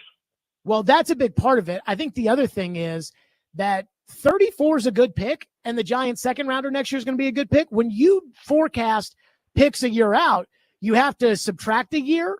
So the 34th pick is the second pick of the second round, and the Saints' first rounder next year, again, if we subtract a round in order to make the math work, that's roughly the same. What if Cam Ward is Jaden Daniels and the Giants aren't picking in the top 10 next year? So again, I look at this, and I'm talking about 34 for this year, but I'm telling you that, again, everything that we have up into this point tells us that Cam Ward is not Jaden Daniels. Okay. Because if all the grading and all the breakdowns and all the things were, oh yeah, this guy slam dunk, then we wouldn't even be having these discussions. We'd be talking about 35, and we'd be talking about how they get more draft capital and should they trade Jeffrey Simmons for picks, and we'd be doing those talks and not talks about the quarterback. But this quarterback is graded the same as Bo Nix. Would you take Bo Nix number 1 overall this year? What were the grades on Patrick Mahomes and Josh Allen? So I don't have Allen's in front of me, but Mahomes was a 6.30, which is the same grade as Shedeur Sanders. Okay. So again, I take those numbers and it comes down, do you believe you can win with these guys? I think the bigger thing for me is that in both cases of Allen, Mahomes, and I'll even throw in Lamar Jackson, those guys were kind of these project quarterbacks that developed. And far too often, I think a lot of these quarterbacks, and I think Ward might fit exactly into this category, are those project quarterbacks. And then their teams like Anthony Richardson in Indianapolis just don't do anything to help them develop. Yeah, but Anthony Richardson hasn't played. I mean, he played 1 year at Florida, and it's a good comp of saying that he's a development quarterback because he was a 0-star recruit out of high school who then went and played 1AA and excelled, then went to Washington State and excelled, then moved up to Miami and excelled. So he has developed along the way. Whereas it wasn't Patrick Mahomes like a 3 or 4 year starter at Texas Tech. I think he was a 3-year starter at Tech. Yeah, and I think Josh Allen similarly at Wyoming. They were guys who played a lot and got better. And, who knows what Patrick Mahomes would have been as a rookie because he didn't start. And instead, he just worked and got better because, Josh Allen wasn't good as a rookie, but he developed and certainly right, but let's better. use Justin Fields then as the example of a guy whose team didn't develop him. Yeah, there you go. Well, that works. Like, would you tell me that Fields doesn't have as much talent as Allen, Jackson, and Mahomes? I think he's got similar talent. Look, physically, the guy's but his teams, but the Bears suck. So like that, he's the size of they Derrick ruin. Henry. But the thing about the thing about quarterback is it's not just your physical talent and traits. Right, but I'm talking about the teams ruining the quarterbacks. Yeah. The Bears have a long history of not being able to develop quarterbacks. That's nothing new. Fireball Hot Take Friday. What's your hot take this week? I look at the Final Four, men's and women's, and all the gnashing of teeth about NIL and players getting paid and how it's ruining the game. We have a great Final Four, and we have the exact same teams that we have every year. And that went for football as well. It's the same teams. And the games are still entertaining. Do we have Florida in the Final Four every year? They've won 2 titles back to back. 20 years ago. Historically, Florida is good. Okay. I mean, Houston? Are you going to start telling me about Hakeem and Drexler, and saying, well, hey, they had them has been good 40 for years ago. A decade now since Kelvin Sampson went there? I'm just saying, you're treating this like It's the Final Four of football, and it's Ohio State, Alabama, I'm Texas, telling and you- USC. I'm telling you that Houston has been a Final Four caliber team for a decade now. Okay, so they're not a surprise. Duke is not a surprise. Someone telling me Florida is in the Final Four is not a surprise. And Auburn, ever since they got Bruce Pearl, has been good, and you know that. So what would be a surprise to you? Like, would it have to be Montana State, or like could a regular school getting in there be Okay, enough? Washington State would be a surprise. All right, that would be a surprise. Northwestern would be a surprise. You know, some of these schools that, you know, have not traditionally done it, have not traditionally been good. The schools that are good, and they're good because they spend the money to get good, and it's not a surprise. I mean, yes and no. Indiana stinks. North Carolina stinks. Kansas got knocked out in the first round. Like, what are we talking about? Because of NIL. I mean, Indiana went bad before NIL came along. NIL's got nothing. I mean, I'm not going to say it's got nothing to do with this, but we had 4 number 1 seeds make the Final Four before NIL. And next year, there will be some sister Gene team that will knock off a 2 seed and go on. It happens this is just one of those years. But that's my point, is that the NIL has not changed the results of the tournament. Thank you. That I'm okay with. That I actually agree with. Corey Curtis, great stuff as always. All right. Thanks, man. Oh, man. That was a long conversation, but I think a very good one. 615-737-1025. Corey asked about the grades when it comes to what NFL.com says about these prospects. Well, I have gone back since 2020, and I have figured out, okay, who are the best quarterbacks as far as when they enter the league? Still want to take Cam Ward? We'll get to that next. Stillman & Company right here, 102.5, 106 The Game.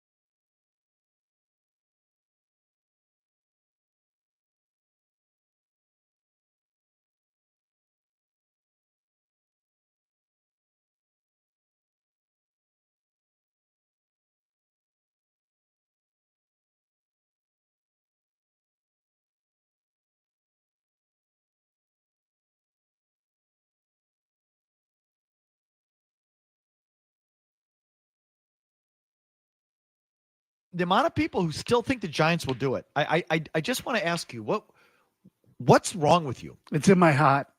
What's the matter with you? To me, the tip-off was not just the signing of Russell Wilson, but the signing of Jameis Winston. Having been in that position a couple of times, I can tell you that it keeps the GM up very late at night and get up very early in the morning. There are a lot of, go to bed at 2 or go to fall asleep at 2 and get up at 5 nights debating that. And the debate, you framed the debate correctly. You got a sure shot player, or as close to a sure shot in the draft as you can find, sitting up there, players in some cases, sitting up there, and you got a quarterback who, no matter whether you like him or don't like him, doesn't deserve to be drafted that high. In fact, I would argue that both quarterbacks, Ward and Shedeur Sanders, that all the gurus are talking about, neither one deserves to be drafted that high. Ward is closer to what you think ought to be a top 10 choice than Shedeur is. But we know that quarterbacks get pushed up in the draft simply because of the need and because people want to swing and hope that they hit a home run. There you go. That was Bill Polian, and he was talking about, look, these teams, these general managers, they convince themselves because they need the quarterback. They convince themselves of, well, I guess I got to take him. I mean, he's not ranked as high as John Elway. He's not ranked as high as Peyton Manning, but I got to take him. So I understand that some quarterbacks were not considered elite prospects entering the NFL, like Tom Brady. I get it. But right now we're talking about Cam Ward as a prospect, Shedeur Sanders as a prospect. And so I was looking for a website that grades evenly all of the previous quarterbacks. Like, give me a grade. And NFL.com is the one who's got it. Of, hey, these are their grades. And they're based on the 7 scale, which I believe Floyd also used. Now, they have 8 as the best you can be. I think for Floyd, he had 7 as the best you could be, and nobody was a 7. But in this case, 8 is the best you can be for NFL.com, and nobody's an 8. And so Trevor Lawrence is the best quarterback prospect since 2020 with a grade of 7.40, which is labeled as a perennial All-Pro. Now, Trevor Lawrence hasn't been that in the NFL, but again, I think we all recognize that Trevor Lawrence as a prospect was the cream of the crop. So I wondered, how far down the list is Cam Ward? Because you guys are like, Cam Ward, QB1, superstar. He's the man. So I'll give it to you. Number 1, Trevor Lawrence, 740. Number 2, Joe Burrow, 707. Number 3, and I was surprised by this, Bryce Young, 682. Number 4, Tua Tagovailoa, 677. I never liked Tua. Number 5, Caleb Williams, 674.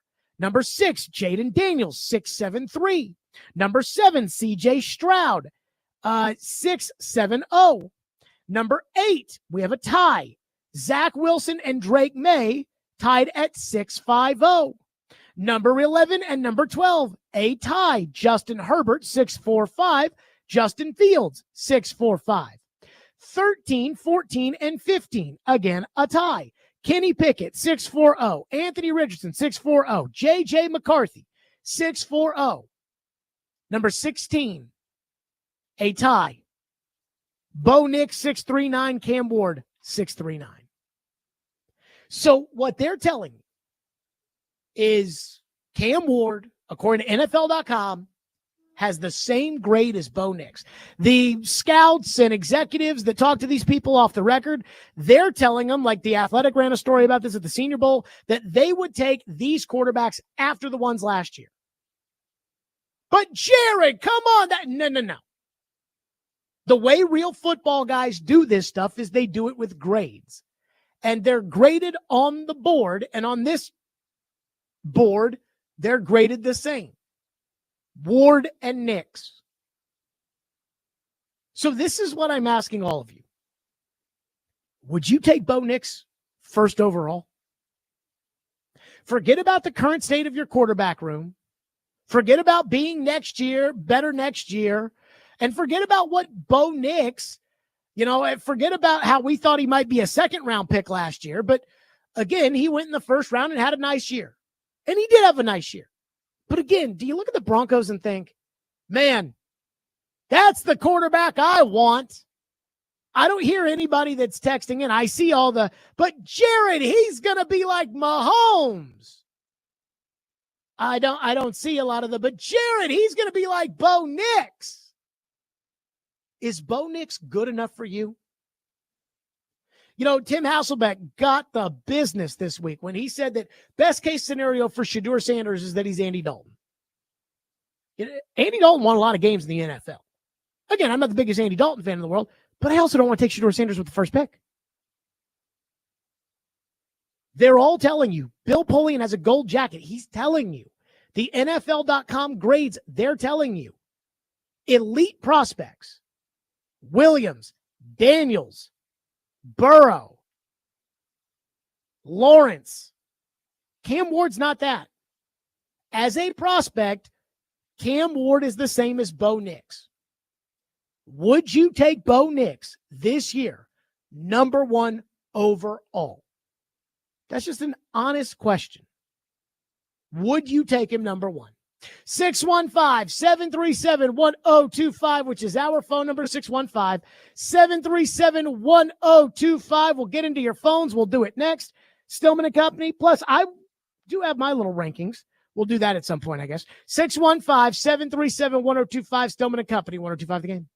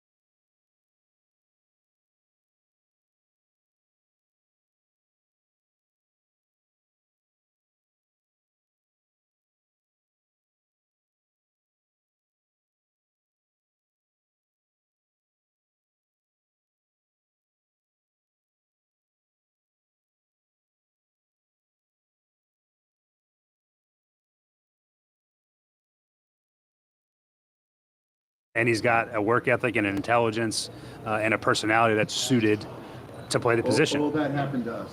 You know, and I think it's happening more and more as the outside world has dove more in on Cam, because he wasn't familiar, right? He's all the way up at Washington State, played okay. The record was okay. It's not like they were, you know, kicking everybody's butt. He had entered the East-West Shrine game until Miami swooped in and kind of convinced him to go to Miami. Yeah, and I think that was the best thing he could have ever done is take one more year of playing quarterback, because I think what you see is the flashes at Washington State, and then you saw it become much more consistent at Miami. Yeah. And I think that's what everyone's starting to see, is that he's really grown over the last year.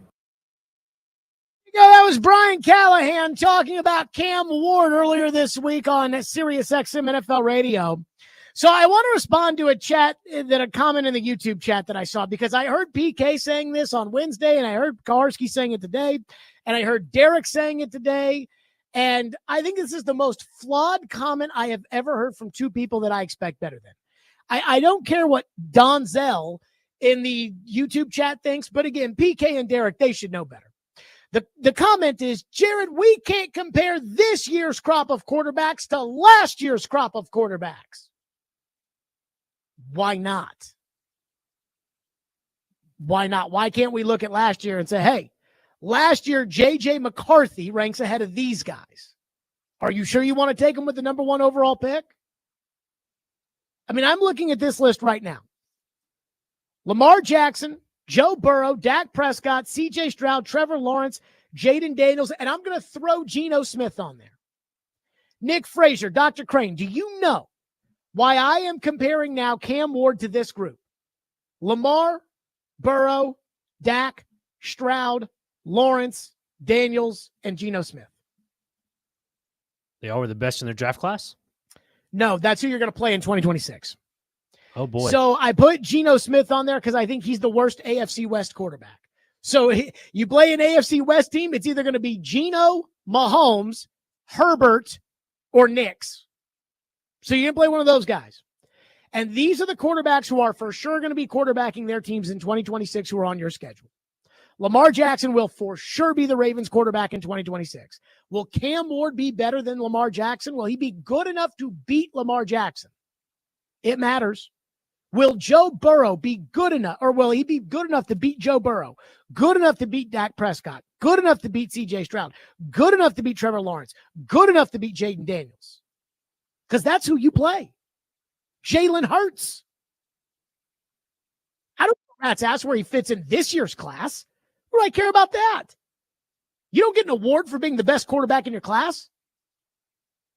But if he's nowhere near as good as the quarterbacks last year that teams turned their nose to, then what's that tell you about the quarterback you're drafting number 1? It's that he's not the kind of quarterback that you traditionally draft number 1. That's the reason why.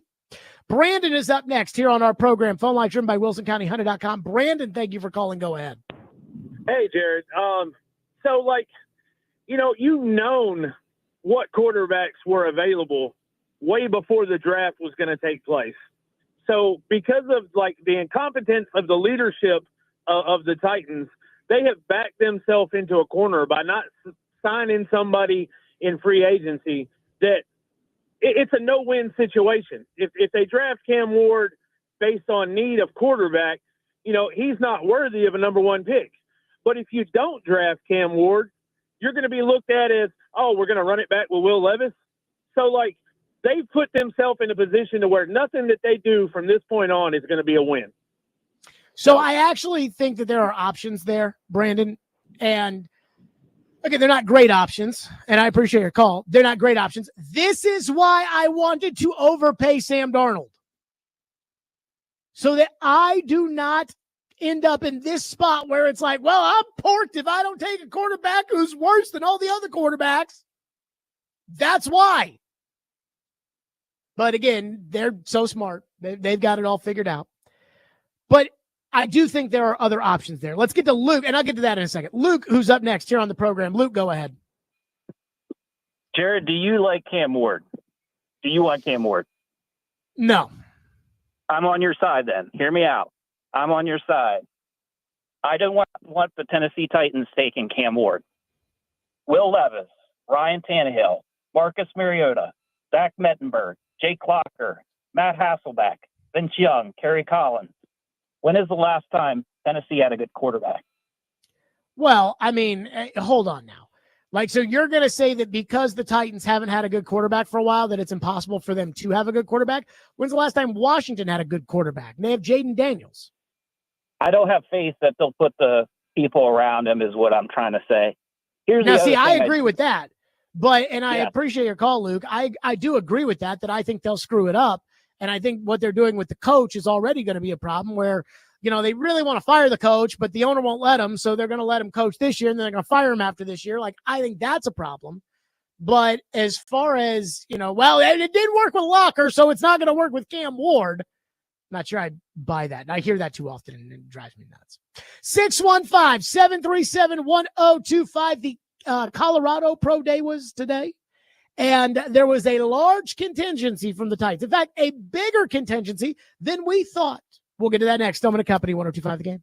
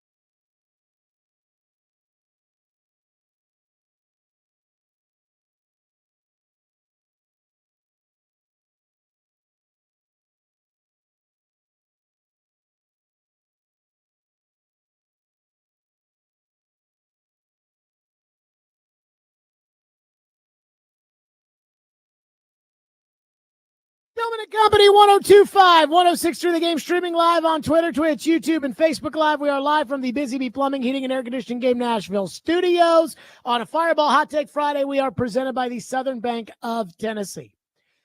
I have to get on you people again. You people.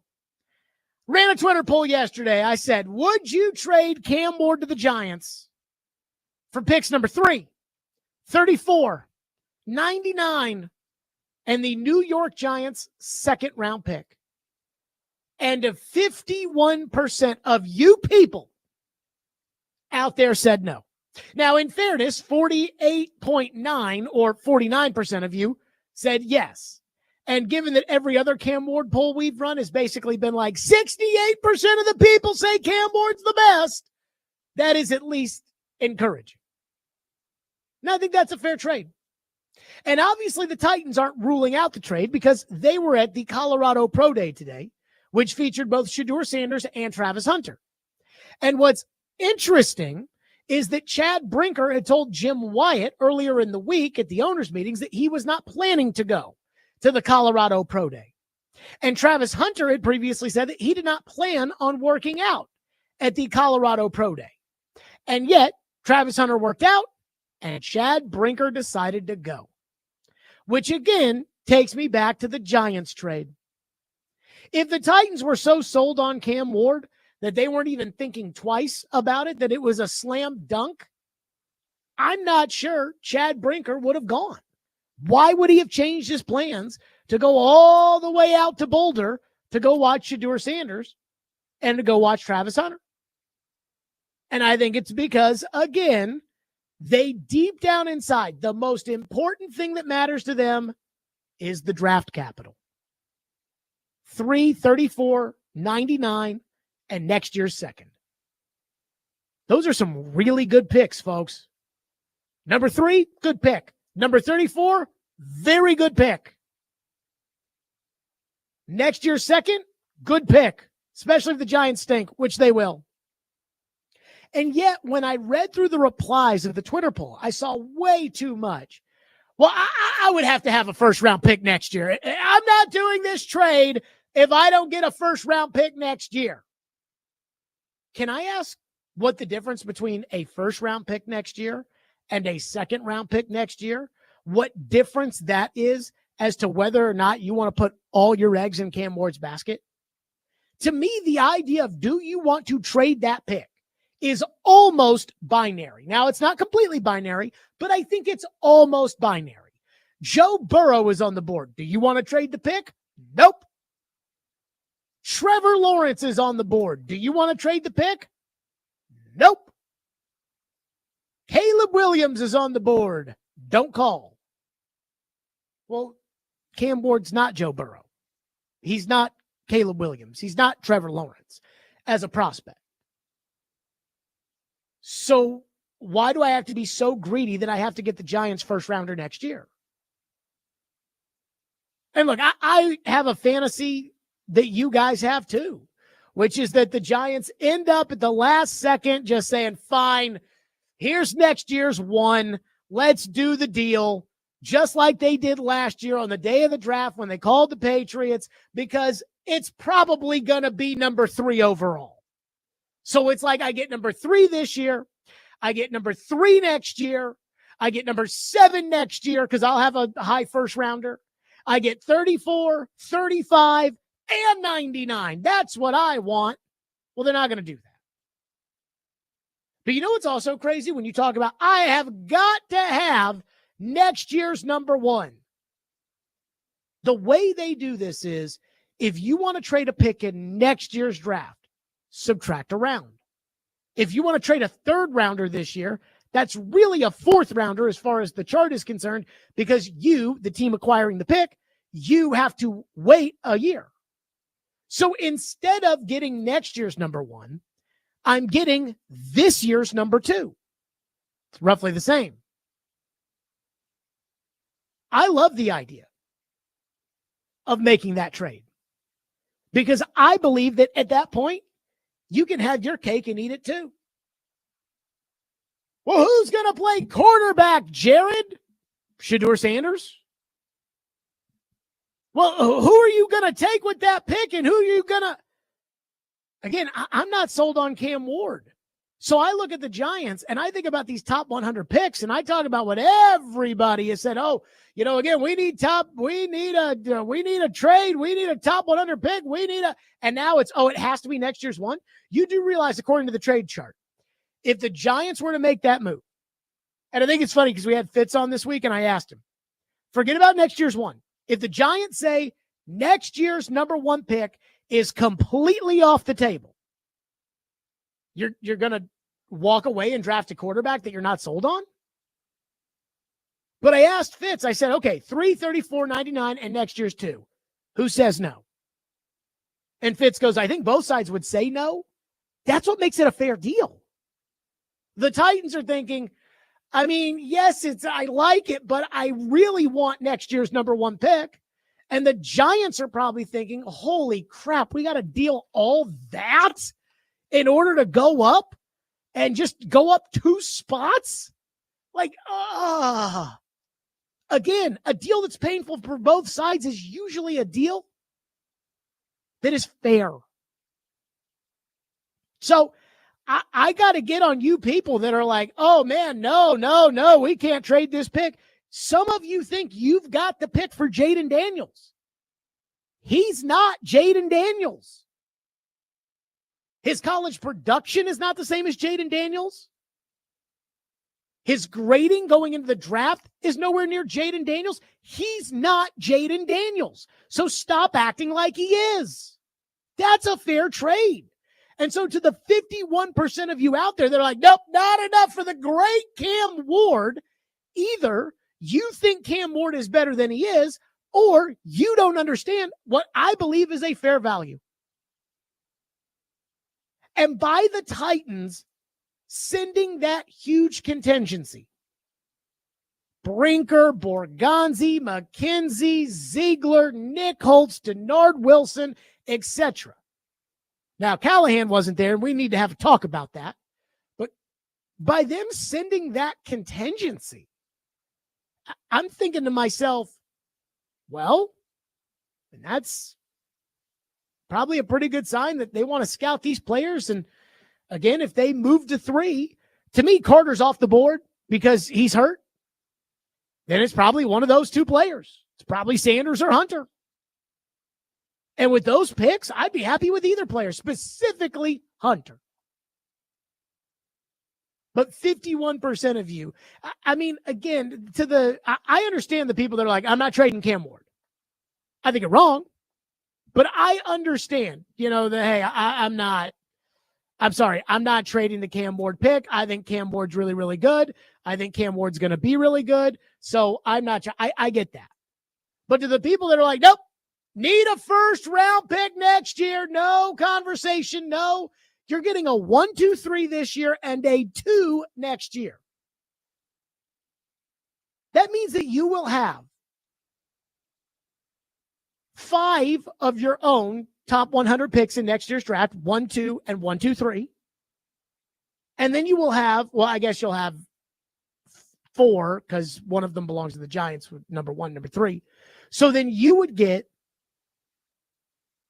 3 top 100s from the Giants this year and 1 top 100 next year. You have 7 top 100 picks in the next 2 drafts. Is that good enough for you? Crazy talk, you people. 615-737-1025. If you want to weigh in, that's 615-737-1025. Plus, we do need to talk about the fact that Chad Brinker decided to go to the pro day. Brian Callahan did not. Why? We'll do that next. Stillman and Company, 1025, 106 for the game.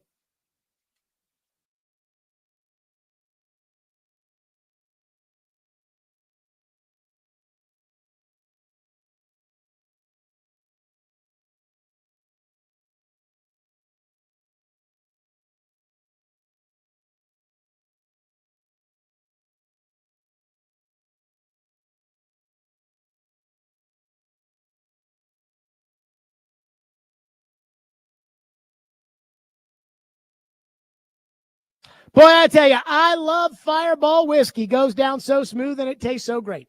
There is no better way to ignite the night than to do so with ice cold Fireball cinnamon whiskey. Why?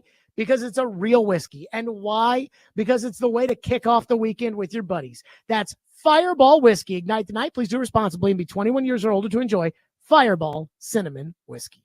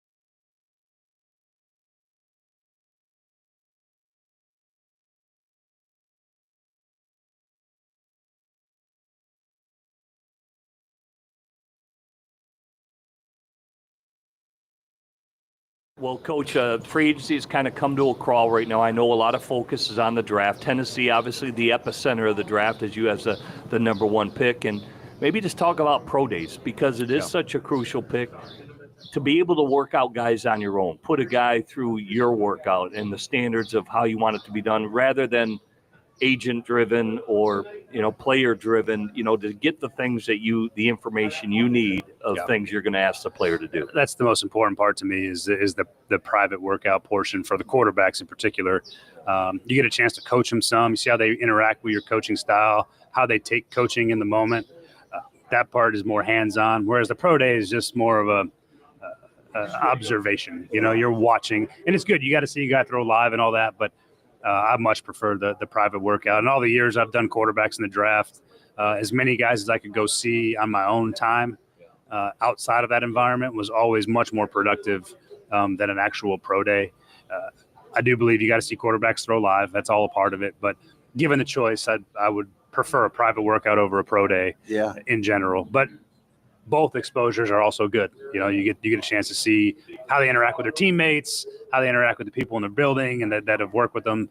But I would always prefer to have a private.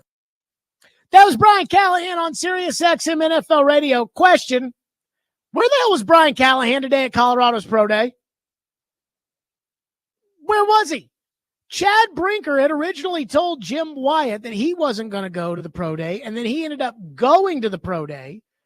Apparently, the excuse that Jim Wyatt wrote for Brinker was he already went to 2 Colorado games this year. Well, again, Brinker still went to the Pro Day, but Callahan did not. Denard Wilson went to the Pro Day because watch Travis Hunter. Nick Holtz went to the Pro Day, I assume, to watch both Travis Hunter and Shedeur Sanders. Where was Brian Callahan?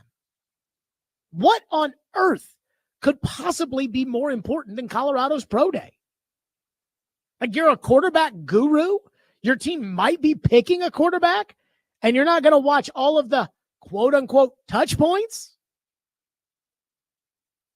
You went to Cam Ward's Pro Day. If the Pro Day wasn't that big of a deal, and, hey, I just am going to go to the private workouts, then you would go to the private workout for Cam and the private workout for Shedeur, but not the Pro Day for Cam and the Pro Day for Shedeur.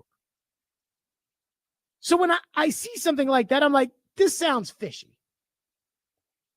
And it's clearly not like there's some sort of coaching thing that Brian Callahan has to be doing right now. Rand Carthon one time used the excuse when he hosted the pre-draft press conference in 2023 and Vrabel didn't.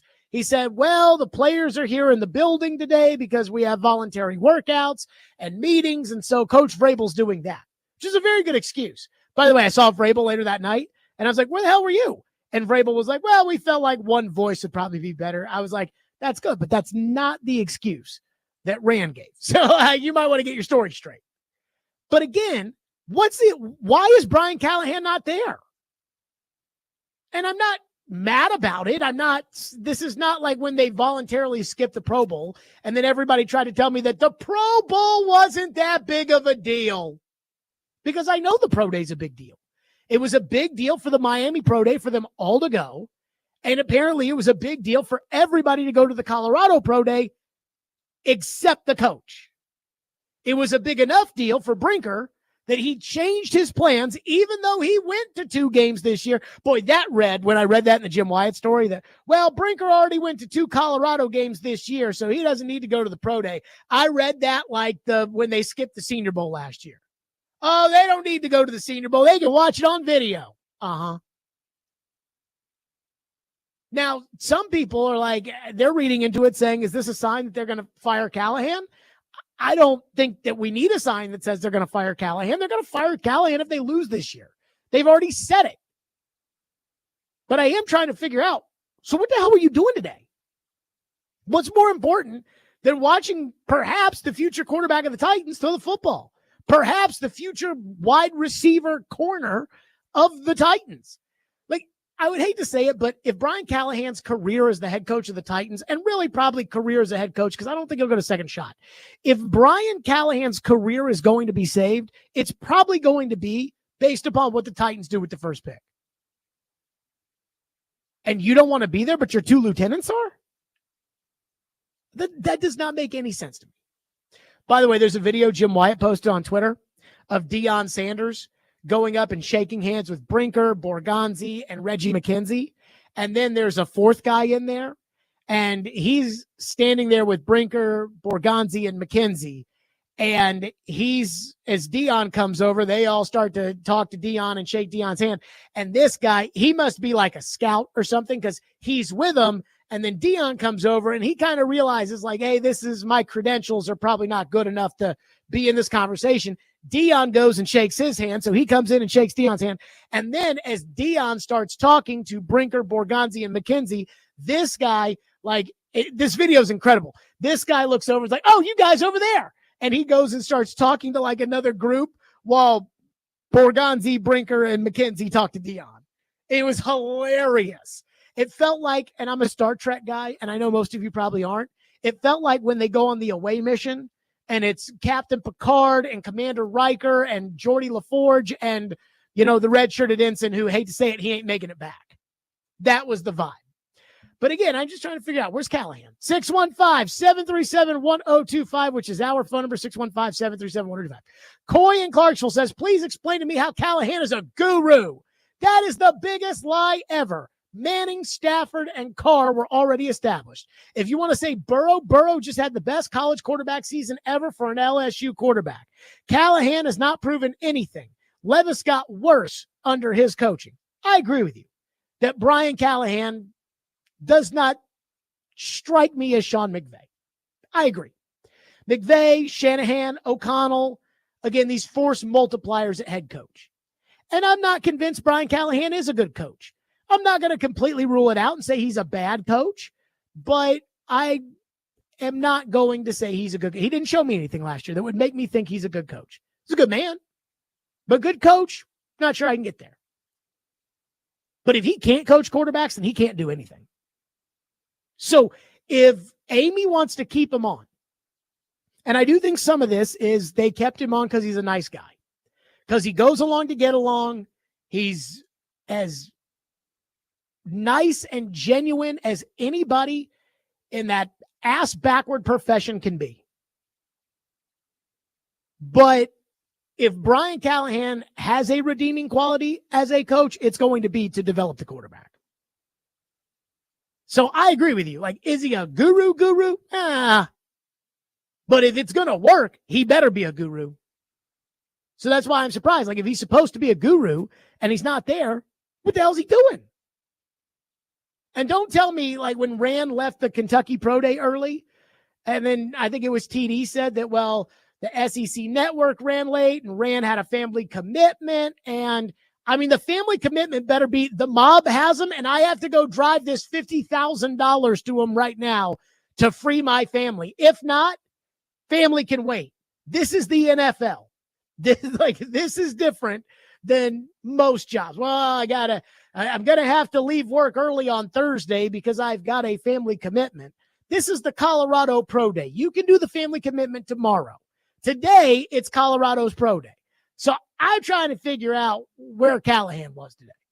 And, well, he'll be there Wednesday. That's not good enough for me. Nashville Kane texts in. It says, I'm a huge Cam Ward fan and a Kane for life. It's just a selfish desire to want me to watch him to play in Nashville. Well, at least you're honest about it. Steven says, if you're not sold on Cam Ward, why wouldn't you just trade with New York for 3 and 34? So, again, you got to try to get some more value out of that. That's not a fair trade by the chart. Now, if you really want out, then you'll take it. But I don't really want out of that pick. Especially because if I don't like Ward, then I can make sure I get Hunter. Whereas if you trade out, Hunter might go to Cleveland, and now what do you do? Because as far as I'm concerned, Abdul Carter is off the board for whatever that's worth. Wes in Nashville says, who would do better if they swapped and had to coach the other team, Bruno to the Titans or Callahan to the Preds? I don't know. I mean, I'll say this. I think that there's probably a little bit more proof of concept with Burnett. 615-737-1025, which is the phone number, 615-737-1025. What one anonymous executive said to The Athletic about the Titans' potential to trade with the Giants for 3. I want to hit on that next, and your phones. We'll do it next. Stillman and Company, 615-737-1025. If you want to weigh in. The Atlanta Braves country road trip is coming to town and teaming up with the Predators on 1025 The Game. Join us at the BetMGM Sports Lounge in Bridgestone Arena on Wednesday, April 16th for a Braves watch party as they take on the Tampa Bay Rays at noon. There'll be free giveaways like hats and t-shirts, plus you could win autographed baseballs and free tickets. For more details, visit thegamenashville.com/events.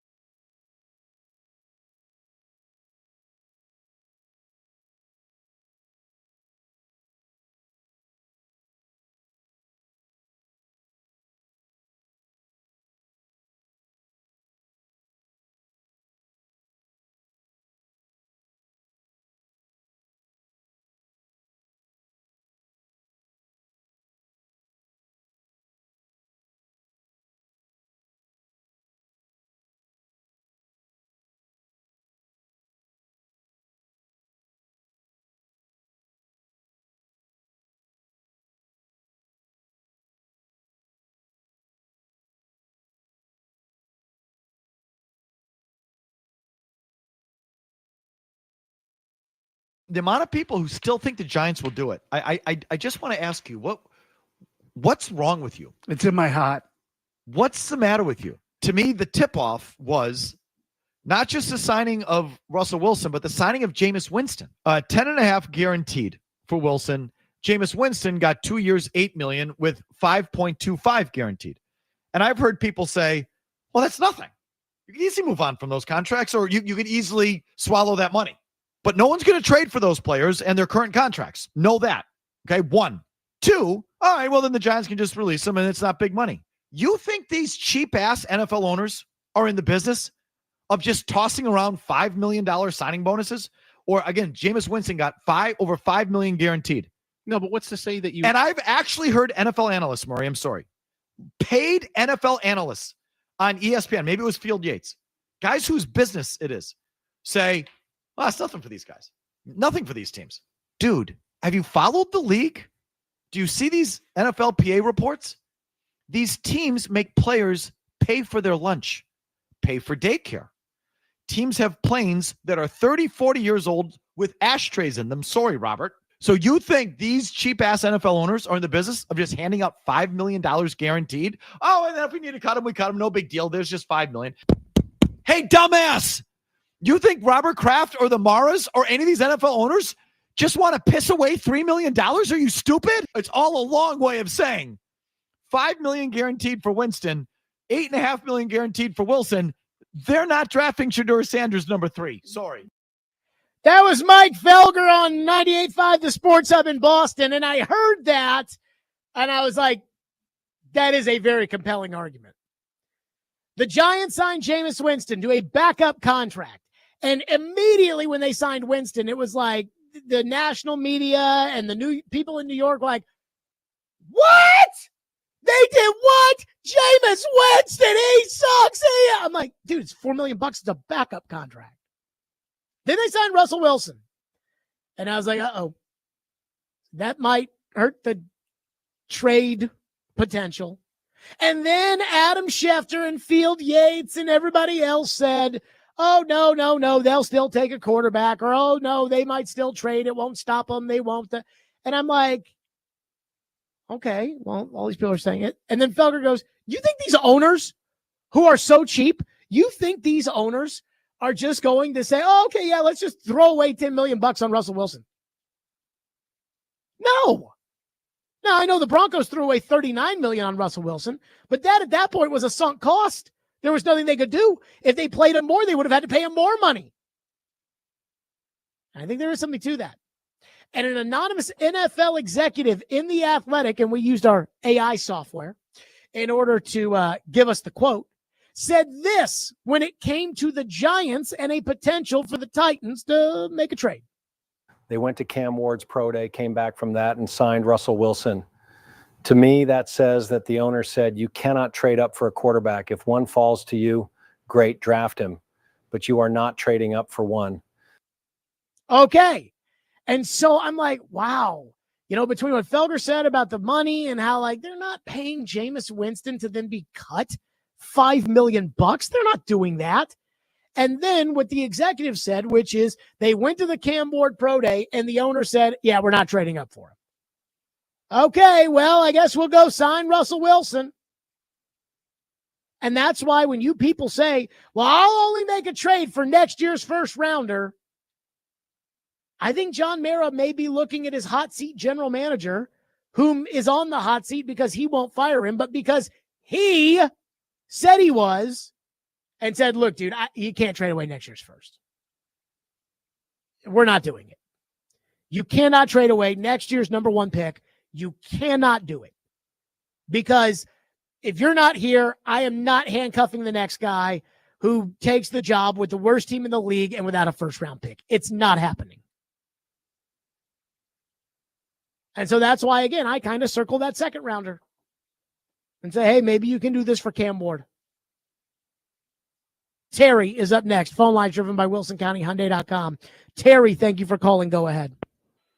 Hey, I don't think Callahan went to the pro day because he's not going to be the coach next year. It's going to be Dion, and we're going to select Shedeur at number 3. Okay, so back to that whole cheap-ass owners thing that we just played. Do you think that Amy Adams Strunk is going to pay Deion Sanders more than $10 million a year to be the Titans coach? It'll put butts in the seats. She doesn't care about that. Okay.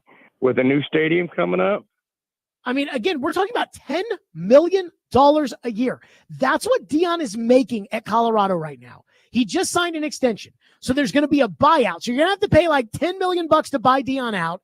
And then you're going to have to pay him more than $10 million a year. Do you think she's going to do that?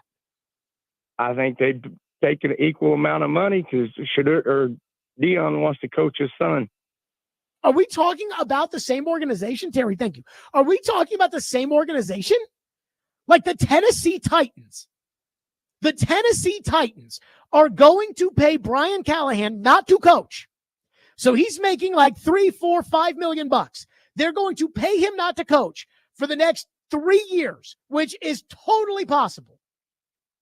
And then they're going to buy Deion Sanders out at Colorado and pay Deion Sanders to coach his son a year after they drafted him. That doesn't make any sense. Deion's not going to the pros. That's like when Deion Sanders talked to Jerry Jones when the Cowboys fired Mike McCarthy. And it was like, what about Deion to the Cowboys, Jared? Would you trade the pick for Dak? It's like, guys, cheap ass Jerry Jones is not going to, and at the time the buyout was 8, I don't know what it is now, is not going to buy out Deion Sanders from Colorado, pay him $10 million a year, and then let Deion Sanders be the star of the Dallas Cowboys weekly television show. You know what happens when a team like the Titans, like when Vrabel was the coach, and a team like the Titans would screw something up? That holding call wipes out the 23-yard Derrick Henry gain. All right, let's go. Take the camera on the sideline. There's Vrabel bent over at the waist like he's about to throw up in the toilet. What happens when the Dallas Cowboys screw something up? Where does the camera go? Up to the box. Every time. When they score, where does the camera go? Up to the box. There's Jerry and Steven and Grandbaby and all them just clapping. I don't know why. Apparently there are no women in the Jones family, but they're not allowed in the box, or at least not allowed in the TV shot, because it's Steven and Jerry and some other guy and then some young kid and then some grandson or great-grandson, and they're all just clapping there as Zeke scores and then jumps into the Salvation Army bucket. Jerry's not giving that up. Amy Adams Strunk pay for Deion Sanders. Really? If she couldn't handle Mike Vrabel, you think she's going to be able to handle Deion Sanders? You think these power-hungry guys running the Titans are going to give in to Deion Sanders? What does it matter with some of you people? Coy in Clarksville says, the Titans are slow playing, trading the number 1 overall pick. A deal will get done on draft night, and I would absolutely love if we trade back with the Giants and got Travis Hunter. I believe he is going to be something special, especially if we get another second. You could get Luther Burden and possibly James Pierce. All of those players are worth Cam Ward, in my opinion. Well, now the question has to be who's going to play quarterback. But let me just say this. If we go into draft day and we think they're going to take Cam Ward, and all of a sudden at about 3:30, now I think these trades usually get worked out, for the number 1 pick ahead of time. But like if it's on the clock and they make a trade, I'll go crazy in a good way, unless they get like a third and that's it. And then if they draft Travis Hunter at 3 and they announce they're going to play him receiver, I don't know what I would not be able to handle that. That level of competence from the Titans, I would not be able to handle that. I don't know how I would take it. All right, more of your phone. 615-737-1025 is the phone number, 615-737-1025. Plus, I did go down a very odd rabbit hole last night. I do want to talk about that, and then we're to your phones on the draft. Stillman and Company, 1025, 106 through the game.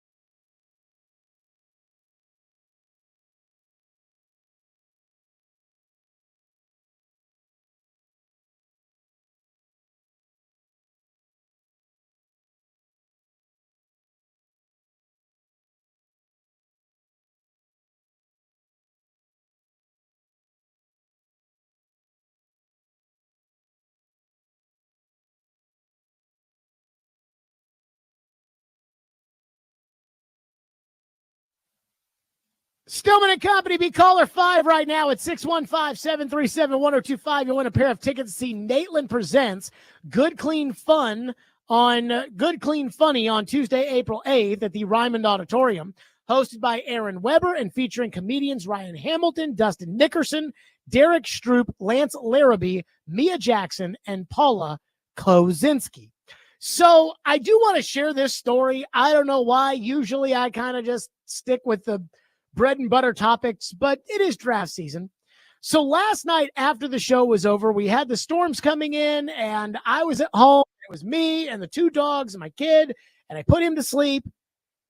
And then I went down the most random rabbit hole, the 1998 NFL draft on YouTube, just sitting there watching. Chris Berman, Joe Theismann, Mel Kiper, Tom Jackson was on another set. Chris Fowler and Ron Jaworski, I think, were on another set. It was the Peyton Manning, Ryan Leaf draft. And I got to tell you, there were some serious thoughts that I had, like watching this draft in complete and total retrospect. The first thing that was crazy to me is that every single person viewed Ryan Leaf as a star. The owner of the Chargers, after they drafted him, like they kind of lied and there was like this, oh, is it going to be Manning? Is it going to be Leaf? But I think everybody knew it was going to be Manning. So Manning goes to the Colts, and Bill Polian says right then and there on this set in Indianapolis, he says, Ryan Leaf is going to be a star. And it would not shock me. I hope that these two play in an AFC title game against each other. Then the Chargers draft Leaf, and the Chargers owner says, this man is the reason why I won't have to come to New York for at least 15 years. And yet 3 years later, they had the number 1 overall pick. Moral of the story, these guys, no matter what, they're never technically sure things. Number 2, the Chargers paid a freaking haul to go from 3 to 2 with Arizona for Ryan Leaf. I felt like, the values of draft picks have gone up because the draft matters more. No, it's about whether or not there's a quarterback. Because in 2013, the 3rd pick got sold to number 12 for an extra 2nd-round pick. It was a bad draft. In this, Arizona, again, going from 2 to 3, got 33, the Chargers 99 first, a running back, and a linebacker for just 1 spot. Then after Manning and Leaf were off the board, there was this wild thing that went down. Frazier, are you aware of a running back by the name of Curtis Enos? Vaguely.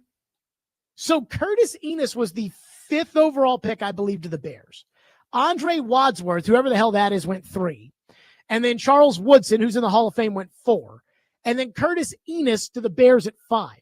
But there was all this drama with Curtis Enos. And they kept going all throughout. Mortensen was over here reporting this. And then Sal Powell was over there reporting that.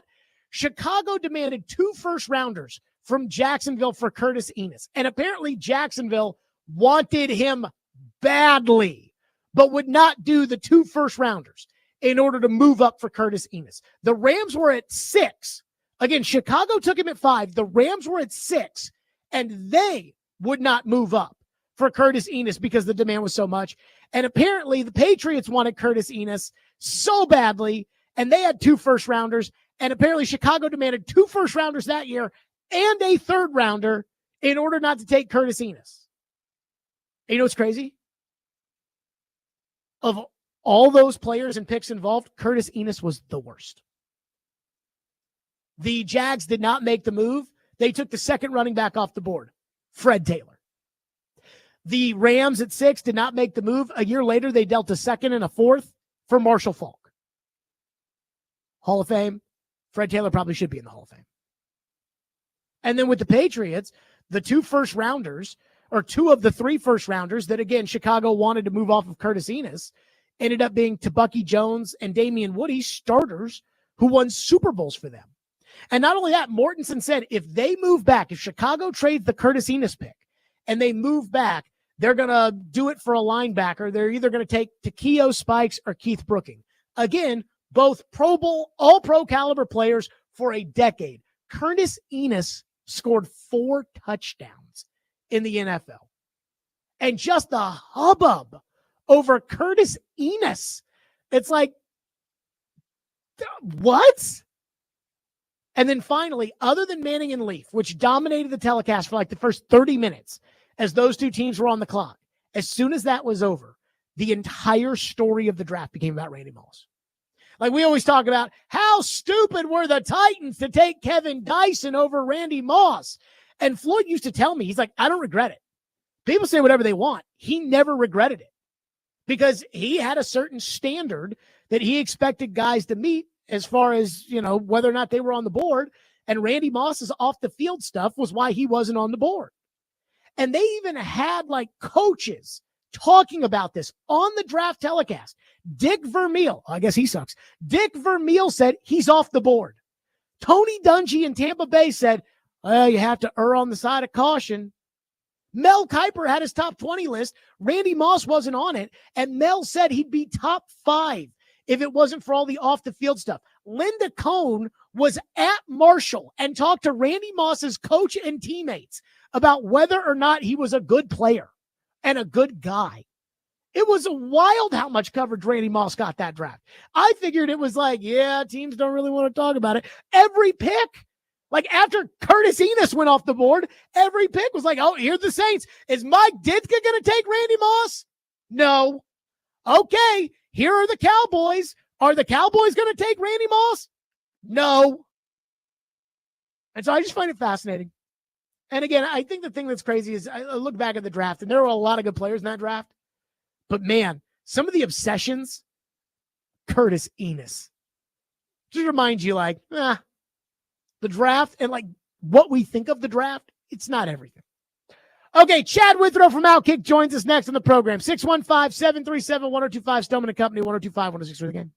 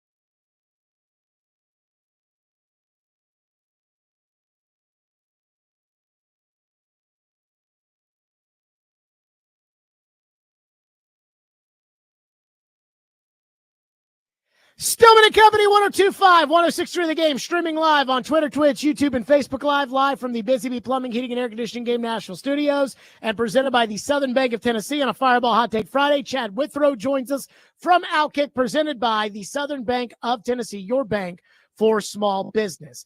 Chad, let's start right off the top. Colorado's Pro Day today. The Titans sent everybody except Brian Callahan, including Chad Brinker, who had been reported earlier in the week, according to Jim Wyatt, was not going to go to Colorado's Pro Day. Then he decides to go to Colorado's Pro Day and was there today. And Travis Hunter, who was not going to work out at Colorado's Pro Day, did work out today at Colorado's Pro Day. What do you make of it?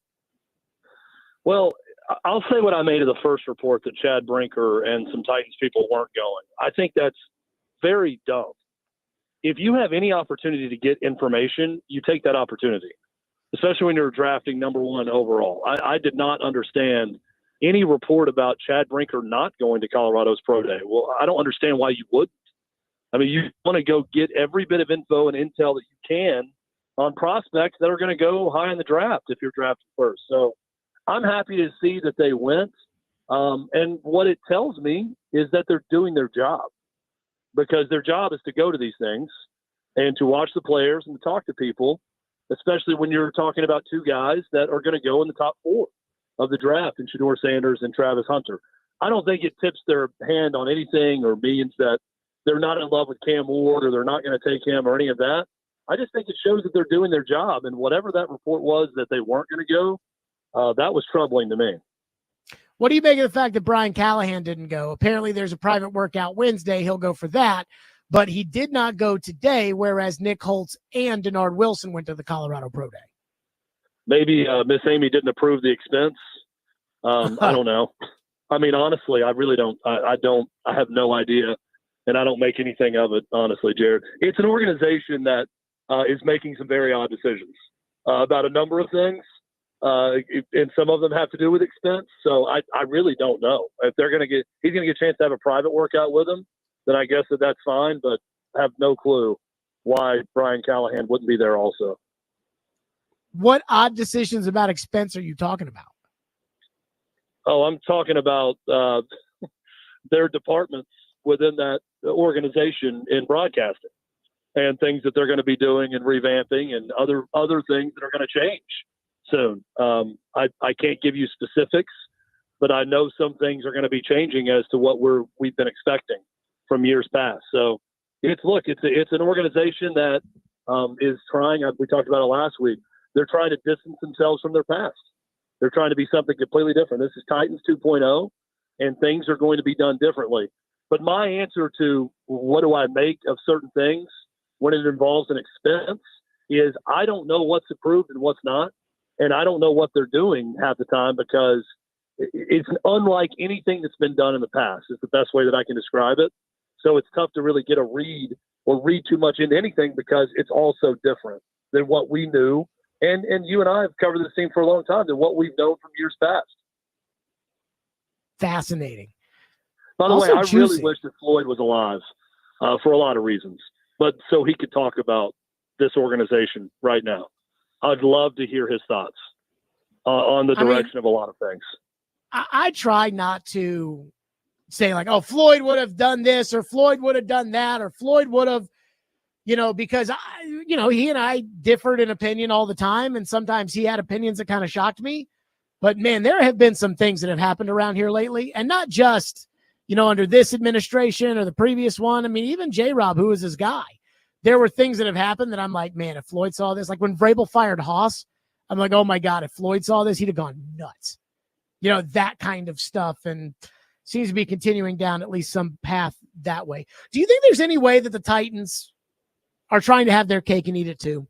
That they're trying to trade the pick to the Giants to get the Giants to think that Cam Ward is worth the first pick, trade it to the Giants, have them take Cam Ward, and then get either Hunter or Sanders at 3? Well, I think that, yes, that would be the cake and eating it scenario. But I think that they do need to do their due diligence and their research on both Sanders and Hunter to make sure that they're comfortable with that option.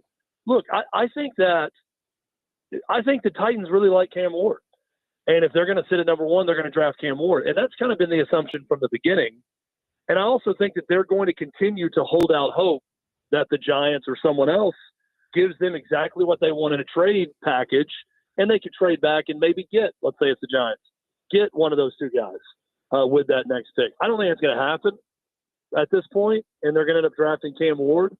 But, yeah, I do think that that's part of the reason you go on trips like this, and you watch these players that are going to be top picks. So you make sure that you've done all necessary homework and you know exactly what you're trying to do. Yeah, I mean, Floyd used to talk about how even though they knew they were going to take Steve McNair, the research they did on Kevin Carter made it easier for them to acquire Kevin Carter down the road. Like they knew what Kevin Carter's personality was like because they did the work. Okay, quickly, as a Tennessee fan, how will you feel if Bruce Pearl wins the national title this weekend? You know, I'd feel okay with it, honestly. It's so far in the past now. And I feel like because Rick Barnes and Bruce Pearl are so buddy all the time, you know, like they're like, they look like best friends every time they talk to each other, that I don't really have a big issue with it. Like, would I prefer that, you know, he led my school to their first Final Four and not Auburn and won a national title there? Sure. But it's hard to argue how everything worked out for both Auburn and Tennessee. I mean, he's done a great job there. Rick Barnes, after a couple of hires, right? It took a few to get to took a couple to get to Rick Barnes. But once they got through Conzo Martin and Donnie Tyndall, Rick Barnes has had the best 5-year run in Tennessee basketball history, certainly the best 3-year run with a Sweet 16 and back-to-back Elite Eight. So, look, I don't feel bad for either program. They're both in great spots. But I think if you asked me this question 3, 4, 5 years ago, Jared, I would have been pissed off about it. But now in 2025, given what Tennessee's also accomplished and my feelings have lessened about Pearl, I'd be fine with it. You know, I posed the question today on my show, who's the most likable coach in this Final Four?